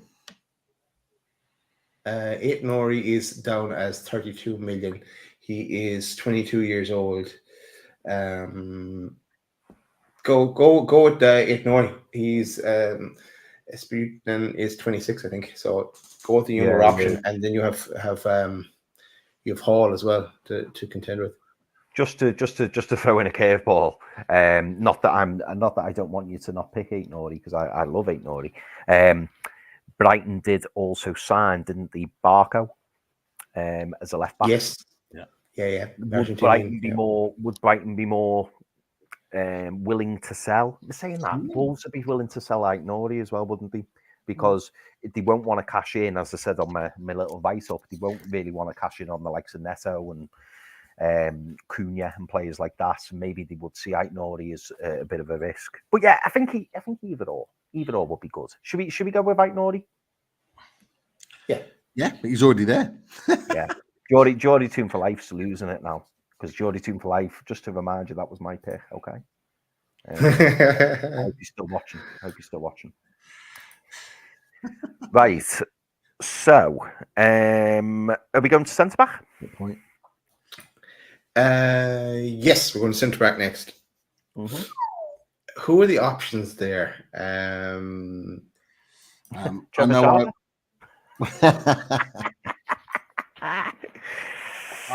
I had Simakan, Dean Houston as the young option. I had, who was the other one? I had a couple more. Jean-Claire Todibo. I had. Was that it? That might have been it. They might have been the three that I went for. And mine were Osman Diamande and Giorgio Scaloni.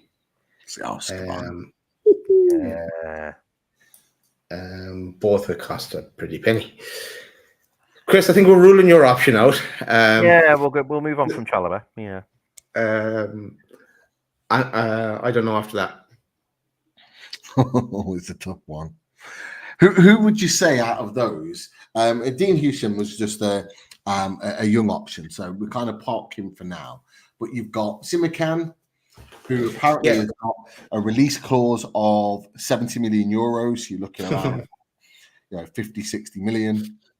Equally, though, Diamande won't be too far off that price either. No. Jean-Claire Todibo, there's rumours of 40, 45 million potentially that he can go from Nice, but then you've got the Man United option. Who else was there? Who else did we say? Let's have a look in the background. Well, your selection here, Pete, I see rumours of him being linked today, and I've seen an awful lot of talk over the last while as well of us scouting Osman Diomande. They seem to be two names that are being talked about anyway in social media. Whether they're being scouted or not, I don't know. But we know we need to go. And we also let's throw in the mix there. I'd hope we bring in Lloyd Kelly as well as a given, or maybe even Tucson as kind of the options and to bulk out the squad, because we're going to be missing two centre backs for most of the half the season at least. So I think we're going to need to go big on at least one. Bring in one on a free transfer and go big on one. Okay, great shout.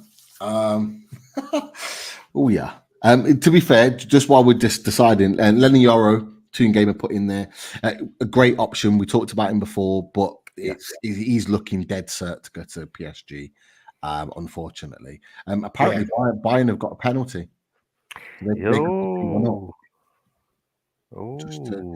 Just to add that little spanner into the works. Timori as well is another one that's been talked about in the chat. Timori, we saw him in action. Good shout. I would love him. To be fair, we did say about the centre backs, boys, didn't we? Before, that there's so many that you could choose from. That you could have so many as options. Two more there. Yeah, and there's Braithwaite as well. On top of that, there's Harry Kane has just put them 2-1 up.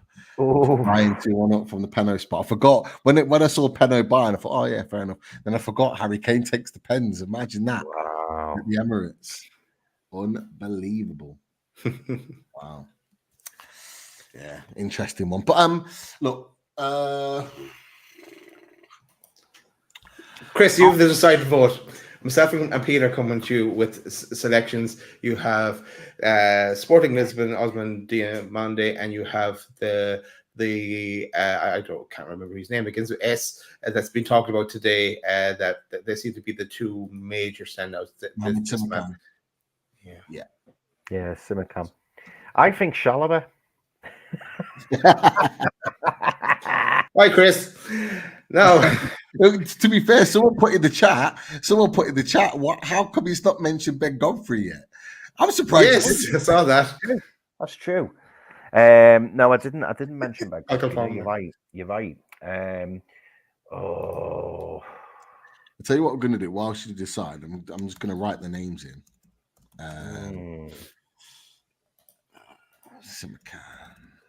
Who? Yeah, as soon as we're having a bit of debate over it, which one do you think would be more realistic to get? Because my worry with Diomande or Diamand is the fact that I think he's very highly rated, and I think a lot of teams are looking at him. And hasn't he got an 80 million release clause? Yeah, he's an 80 million euro release clause, but the Sporting Lisbon lads always have crazy release clauses, and that's like you always go under that. That's just standard. Yeah, it is. Now the other thing is that their Sporting Lisbon manager looks like he's going to Liverpool, so there may be a bit of to and fro there in Sporting Lisbon. Yeah, that's a good point. I don't know. Did we say we're gonna? Are we side shifting Lloyd Kelly into there as the second option? Did we say that? Yeah. Let's put Lloyd Kelly in as a given. Let's hope we get him as well now.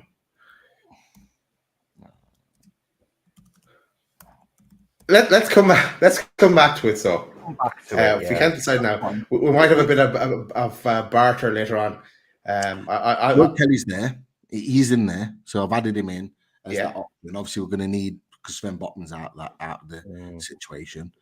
In fact, what I'm going to do, I'm going to put Sven Botman here because he's not in there. So I'm going to put Lloyd Kelly here for now, and then we can add one more in there as an option, and then we go from there. So we've got Diomande, we've got Mohamed Simicam, we've got John Curtidebo as an option. I don't know if we'd miss one out. To be fair, we've got the likes of Inacio, who's I think Inacio was rated more at 50 million, so maybe more realistic in there. Maybe add him in. But to be fair, you could remember we've got more money.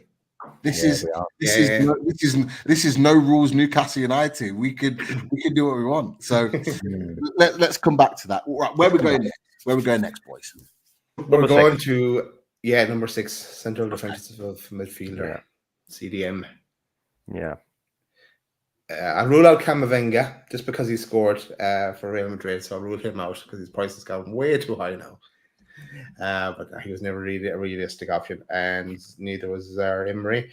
I had Douglas Luiz or Archie Gray as options. Who did you have, please? My option was Mikel Merino, and Pete had Zubamendi. Oh yeah. I put Zubamendi in there. I've put Mikel Merino in there. Daz, just remind me who yours were. I said Douglas Luiz and Archie Gray. Okay.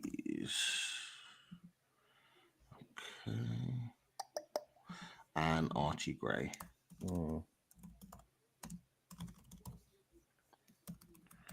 How much would Archie Gray be? Let me see. Let's see what his down is now. It'll be far less if Leeds don't go up. That's what I'll say. That's true. That's true. Yeah, That's true. Archie Gray is listed as now. Again, it's on 16 million. He's 20. Sorry, he's 18. Yeah. There'll be so many players. Oh, sorry, not players. So many clubs right now that will be praying that Leeds don't go up. If they don't go up, he'll leave. Like a team will come in and pay 25, 30 million for him, and Leeds will probably have to sell. Yeah, they can't afford currently paying, and they're 0-0. Are they? The Mackhams. Yeah, because they'll draw, but they lost last time, didn't they? Or did they lose, or did they draw? They dropped points last weekend for sure. So they're in a really difficult position. But 35 minutes on at the moment. Yeah, they're second in the league on 87 points. Quite tight though. Could change. We'll see.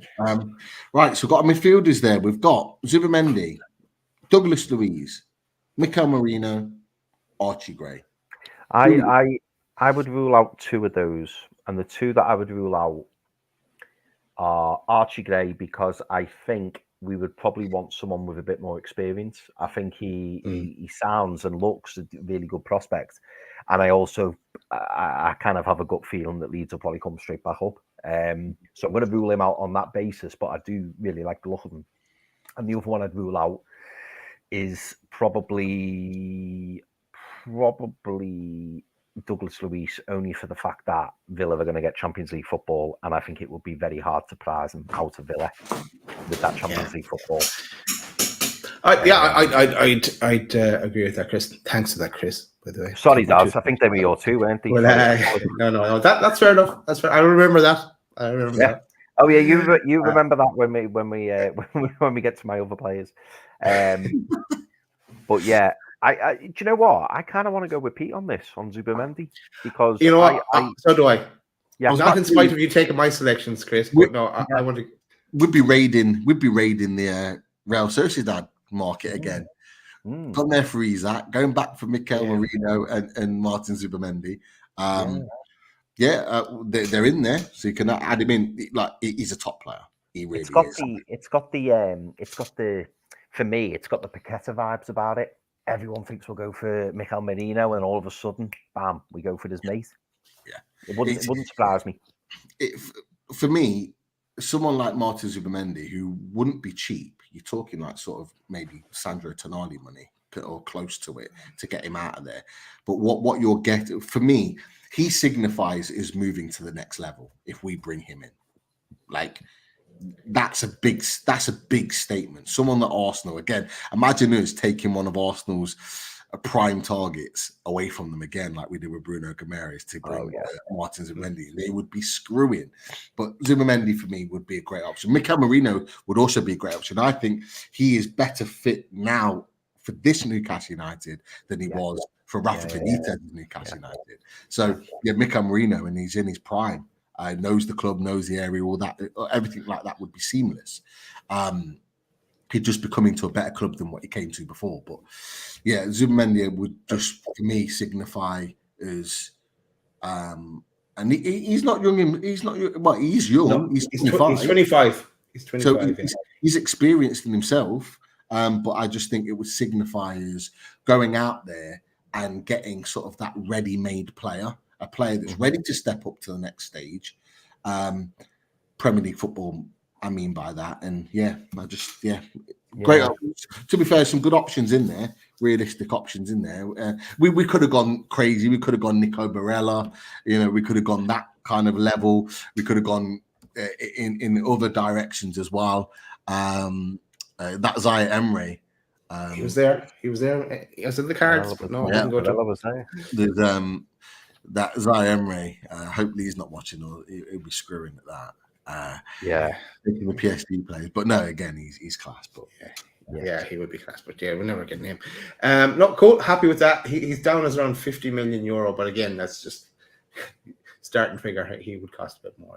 I'm not surprised. I'm not surprised at all. Yeah. Right. Yeah. Cool. Nice. Let's go move to right winger. Yeah. You know what? I'm going to put KK into the mix, but that's with having, and I know it's still unrealistic, but having Gordon move out to the right and having KK on the left. Yeah.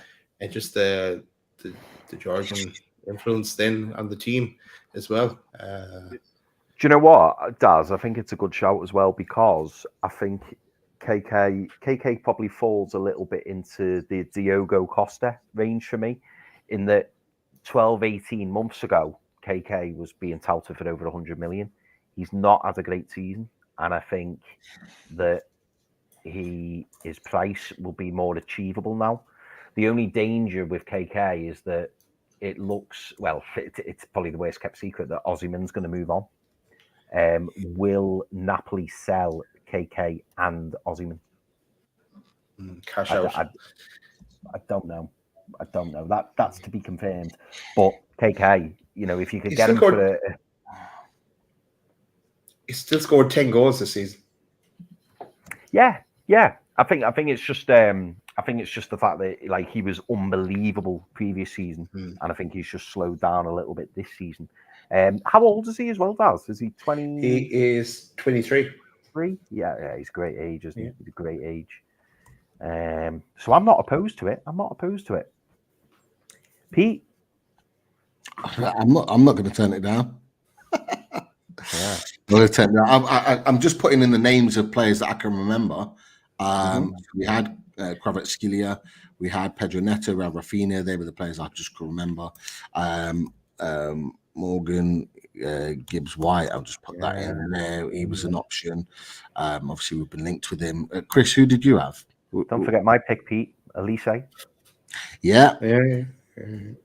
Again, he's someone that Man United are linked to, I think. Now, there's no connection like there is to Nice players there, but didn't he turn down a move to, was it something like Chelsea? Chelsea, it was Chelsea, mate. Yeah, you're right.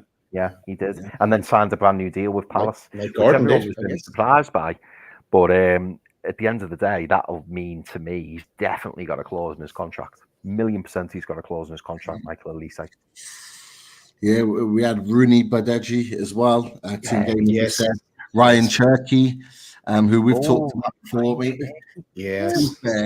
Leon haven't been great, and Ryan Cherky hasn't been great at all for them.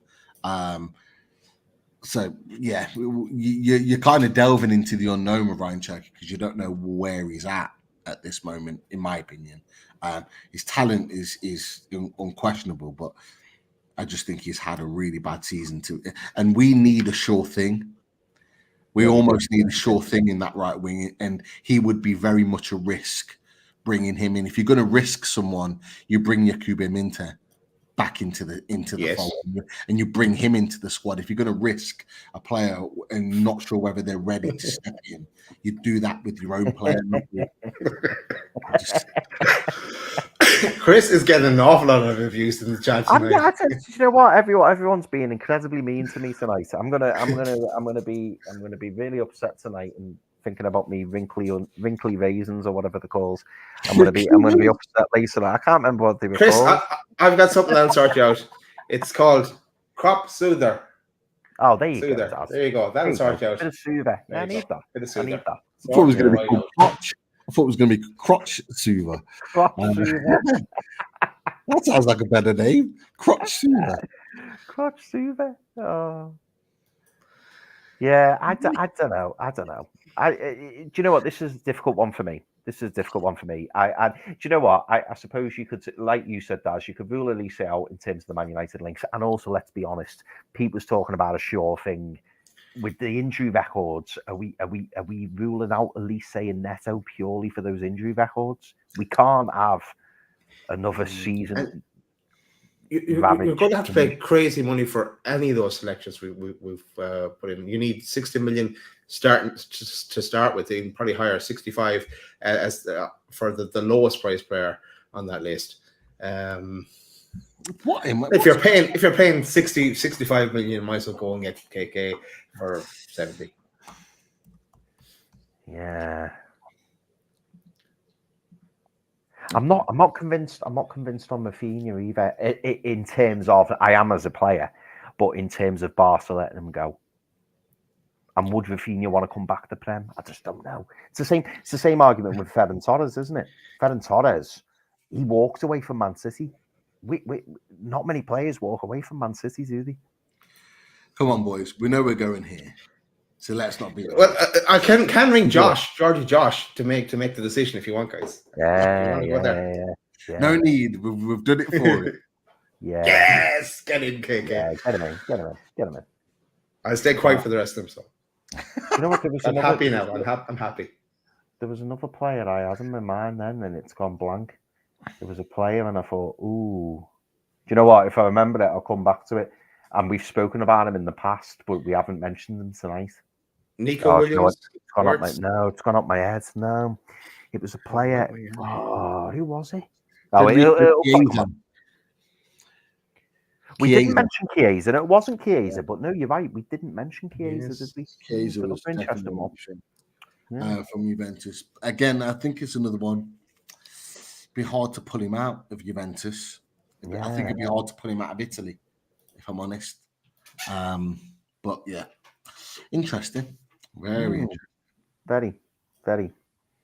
Right. Striker. Main man. Come on then, boys. Come on then. What we going for? Eh? Who did you say, Chris? I said Calvert-Lewin, was it? Did you read that they apparently want 40 million for him? Are you mad? It's just a joke. Are you having a laugh? They could be in administration by Friday. Potentially. No. Maybe. Yeah. And if they were, they're definitely not getting 40 million for him, that's for sure. No. It's ridiculous. No, do you know what? I will, at this point, I would rule out Evan Ferguson purely because of what Pete said, really. And I hadn't really factored that in, about the whole can't get in ahead of Danny Welbeck, which is a concern. I don't get it, boys. No. I've not watched enough of him to know the reason why, but it really surprises me. I'd expect him to be the star man, scoring all the goals, playing every game, and really lighting it up, and he just hasn't. No. Yeah, I'm happy to park Evan Ferguson. Not in this what we're talking about here. This is fantasy, and this is players that play into the best of their ability, and he hasn't done that this season, except against us. So I'm happy to rule him out as well. The other two I had were Sesko and Jonathan David. Do you know what? There's something, I don't know what it is, Daz, but there's something that doesn't convince me about Jonathan David. Don't ask me what. There's just something that doesn't convince me about him, but I really, really, really, really like Sesko. Really like Sesko. Yeah. Pete, do you think it'd be difficult to get Victor Boniface out of Leverkusen given the season he's had for Leverkusen? Or when I say not necessarily the season he's had for Leverkusen, but the season that Leverkusen have had, should I say? I don't think it'll be as hard as people think. but you're gonna have to pay a fair bit for him. If you're paying anything between 35 and 45, I think you'd have to pay that to get him out because he's had a good season. Maybe a bit less if he has a bit of a drop because he was on the bench, I think, in the last game, and he's not really been playing regular. He's had an injury though. I agree with the Jonathan David. He's had a really good season, but he's had some drop-off seasons too, so he's not been overly convincing. And so there's that question mark. I don't think it'd be too hard to get Victor Boniface out of Leverkusen. Likewise, another player, Guirassy at Stuttgart, who was being raved about, obviously with his release clause of being 17 million. All the rest of it. I don't think it'd be hard to get him out, and they're having a good season as well. Stuttgart, I think they're right up there in the Bundesliga. Benjamin Sesko makes perfect sense for me, but equally, if we've got a little bit more money, why not go for a ready-made goal-scoring machine in Victor Gyökeres? He's had such a good season. Is it 100 million euro? He's released again. It's a Sporting Lisbon release clause, which is it's a crazy figure. Just it's like the Barcelona ones, $1 billion for Pedri or something like that. No, I have no idea. Just as we're thinking about strikers, something must have happened in the chat. I don't know what, but there's a discussion ongoing that I don't know. Contact us after the show, and we'll try and get to the bottom of it. But we've not seen it. Whatever. We're concentrating on this, so apologies on that front. I don't know what. Oh, what? Oh, did I? I've no idea. Yeah. I have no idea either. But we'll carry on with the show and with the strikers.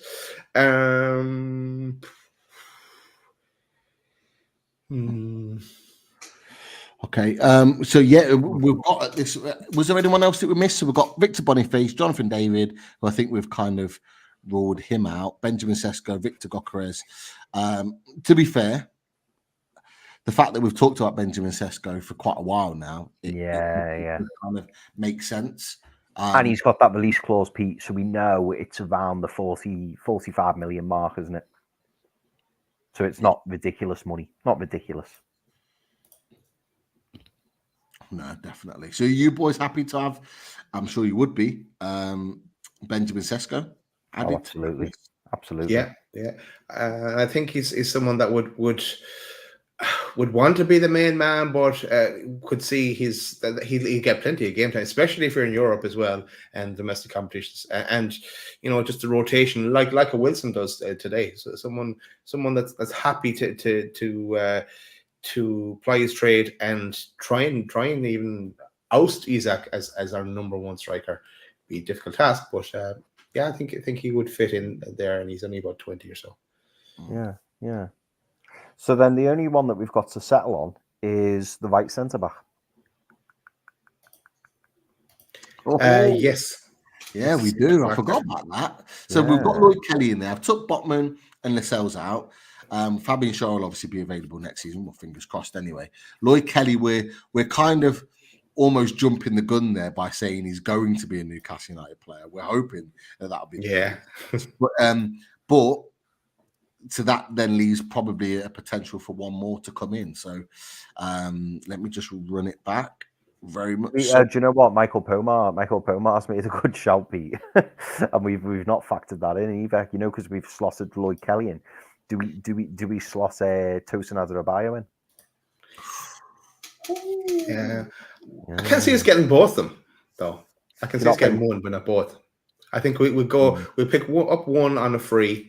And I imagine it would be Lloyd Kelly, and then by the Shar replacement, let's say, and like Lloyd Kelly would be the Jamal Lascelles replacement in position, as in on the squad position. I'm talking about there, maybe not on the pitch. Yeah, no. Let's add him in just for effect. I keep doing that with capitals.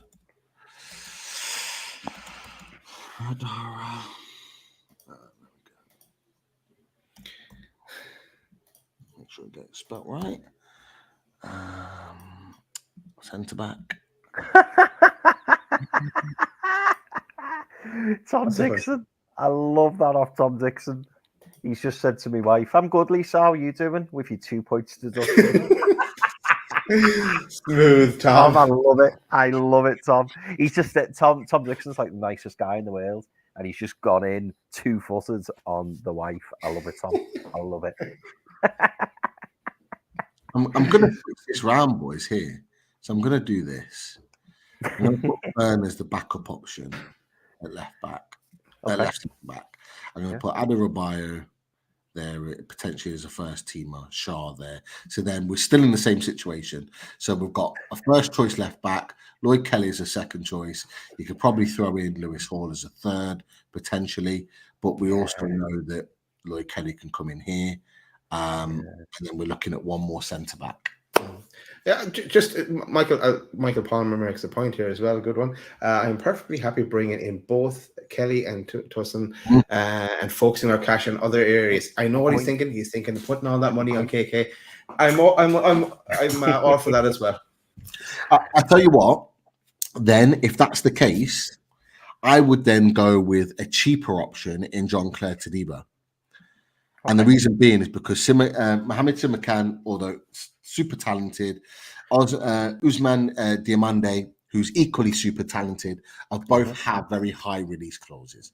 And so could be very, very expensive, whereas Jean-Claire Todibo's fees probably more likely to be negotiated, anywhere between 40 and 45 million, which still is a lot of money, but a lot less than what you potentially pay for the other two. So sorry, Daz, go on. So no, I was just going to say. So Sir James will give us 20 million for Dan Ashworth. We'll take that 20 million and give it back to him in Nice, along with a bit more, and get to Debo. Okay, that's a win. That's what we'll do anyway. We'll be using them for something. And then long term, boys, you would slot in that central defence shape there. You would slot in Sven Botman when he returns from injury. And Jamal Lascelles Jamal Lascelles has probably got a couple of months left based on his injury. But you're going into the season with those 6 centre-backs, aren't you? Dan Burn, Sven Botman, Jean-Claude Todibo, Fabian Schär, and Jamal Lascelles. There you 6. Yeah. So, yeah. That's what your 4 will end up looking like. And Dan Burn, who has 1 year left on his contract this summer, could well be like Jamal Lascelles, could well be these two going out on at the end of their contracts. You've got third choice Dan Burn as your left centre back and third choice Jamal Lascelles as your right centre back. We're both on the last year. Yeah, I quite like that. Yeah. At the very end of this, can we remove all the players we have already and just leave it with the ones that we're saying we should purchase? Okay. So I'll tell you what, let's do that now. Let's get rid of all of these. Trippier, just with the ones that we've added in, right? Yeah, exactly. Just the new signings. Let's get rid of Joe. Let's get rid of Bruno. KK will probably play on the left, by the way, as well. Yeah, he will. Yeah. Which is fine. You're willing to sacrifice that if he for as long as right. Let's get rid of these 2. So then you're probably doing it this way. Yeah. Van Sills, Pope. Okay. So here's your potential signings. That's how it's look. That's how it look. Not a bad summer, is it? Yeah, we came to buy 6 and we bought 8. I like it. I mean, to be fair, I don't think we'd probably get 2 left backs in because of Lewis Hall's progression. Dan Burn can play there. I do think it'd be one or the other. I get what Marco Palmer is saying in terms of getting both, but actually, when you put all those players up there and the players to come back, there's a lot of defenders there that are probably not going to get a sniff. Now, whether they replace the likes of Paul Dummett and Matt Target, who are not on that list, remains to be seen. Probably so, but you've got to then keep them all happy. So yeah, it might be one or the other here. Definitely a new goalkeeper, 2 centre backs, Zubimendi, so midfielder, striker, left or right winger, however you want to see it. I think you're right, Pete. For me personally, I think Michael Pilmar makes a great point. I think we can forget Ryan Aït-Nouri, because I would be shocked if we spent. Calm down, Daz. I think we'd be shocked. I'd be shocked if we bought Lewis Hall for 30 million and then spent another 40 million on Ryan Aït-Nouri. I'd be very, very, very surprised. No, if you bring in Lloyd Kelly, not only does he provide cover at that left back position, he doesn't cost you any money, and it maybe gives Lewis Hall another 6 months to a year to establish himself in this team. Yeah. So it makes sense. Tosin Adarabioyo makes sense because, again, it gives another year to back up Shah. And Tosin Adarabioyo is a good age. I'm tempted to say great age, but he's a good age. So really, if we're trying to save a few quid, and let's be honest, we probably do have to save a few quid, bringing in those 2 defensive reinforcements and getting rid of the likes of Paul Dummett, the likes of Matt Ritchie, the likes possibly of Matty Target, players like that, it makes sense, because then you can spend your money elsewhere, possibly the number 1, possibly the number 6, back up to Isaac, and then your left or your right winger. So it does make sense. It does. I would be concerned, in my opinion, if these 2 were your centre-back options. Oh, for first team, yeah, definitely. Yeah. I would be concerned. I think they're great players to come in and do a job, maybe facilitate this. Like, I wouldn't be necessarily against going into matches with Adarabioyo and Fabian Schär, for example, but I still think this is the perfect opportunity to go out and get a first choice centre back that's going to really take us forward and be better. Jean-Claude Todibo is an upgrade on the likes of Adarabioyo, so it'd be good for them to be both in there as options with Fabian Schär. But I think Lloyd Kelly, because of his injury record, we need to be careful, and he'd be more of a first choice left back. Yeah. But certainly a facilitator here and there. He's a good first choice left back to have when you're trying to kind of ease Lewis Hall into playing more football. Definitely. With the view to being first choice. Definitely. Yeah. Cool. Absolutely delighted. I've got these 2 boys in the team. Yeah, the 2 Georgians. 2 Georgians. And we get the man we talked about for the last 2 years as well, Sesko. Interesting. Look, let's see how it all plays out. All chances are we get none of the people lads we mentioned tonight, but we had our fun, and that's the main thing. But yeah, do you know what? That's a really good question from Toon Gamer as well. Do you think Eddie will want more Premier experience as shown in the past? I mean, obviously Tosin and Lloyd Kelly fall in that bracket, but certainly the other players do not. Is that something we've got to take into account? I'm actually quite surprised, boys. I know, Pete, you mentioned his name and you brought him to the table, but I'm surprised that none of us have kind of gone all in on Morgan Gibbs-White, because he's certainly a player that I think Eddie Howe is definitely an admirer of. And if Forest do end up going down, he could be a real possibility. I think with profit and sustainability in place still going into this summer, so if there's no changes to the way in which that works, I genuinely think Morgan Gibb-White would be a perfect option, a perfect choice for him, for Eddie Howe. Because of that reason, I think Forest potentially going down, needing to sell players to raise funds, he's the one really they need to get rid of. That's going to actually raise them enough funds. And I think anywhere between 40, 45 million, I think a similar price to Anthony Gordon, and he comes to Newcastle. However, we're talking about and doing a show where you've got a little bit more money to spend. So we're kind of then up marketing, aren't we? So we're looking at players that are probably going to cost a little bit more, maybe, and this is something else to consider, probably going to cost a little bit more in wages too. So they're going to come to the club and go, I want Joelinton wages, potentially.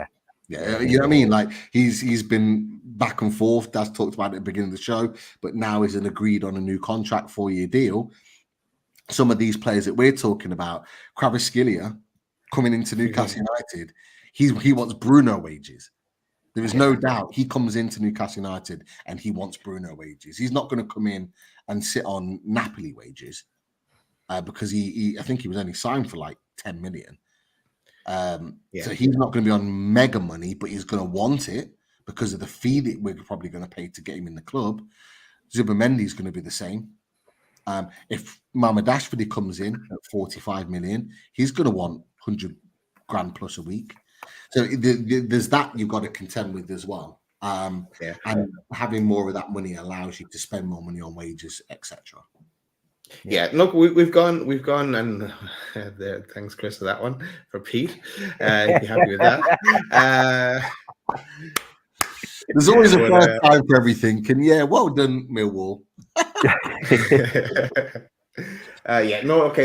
This was us being unrealistic in terms of budget. We kind of threw budget out the window in all this. Well, I certainly did, anyway.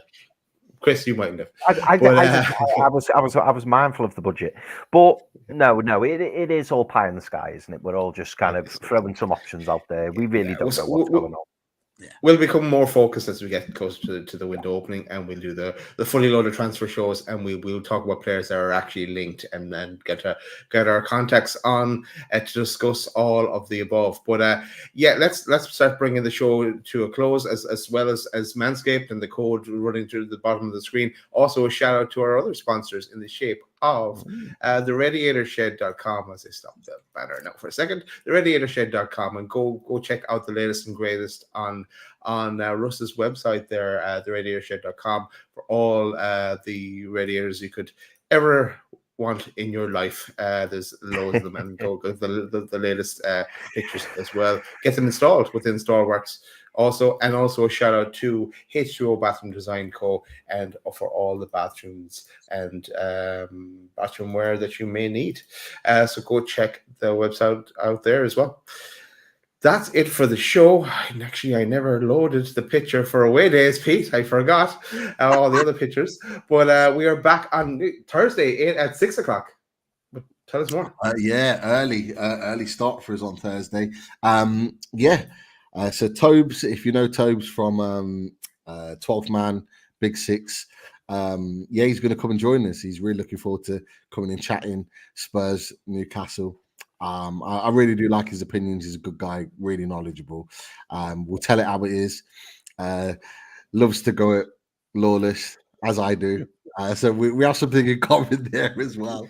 But no, it's going to be a really good chat. Really looking forward to it. And come and join us as we talk to Tobes and get his opinion on Spurs, his opinion on Newcastle, his opinion on the game. We'll get into it for sure. So looking forward to that.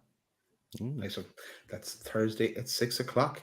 So that's it. If you want to contact us, we're available at our business email address, loadedmagnufcinfo@gmail.com, and then across all the platforms, YouTube, Spotify, Apple Music, Amazon Music, and across the socials, Twitter, X, TikTok, and Insta. That's where you can find us. But thanks for tuning in. Thanks for listening to us, and thanks for your input in the chat as well. There were so many names listed, all loads of great suggestions as well. It'll be interesting how it all plays out in the summer and also in June, whether this luxury tax is a reality or not. But whatever happens, please be.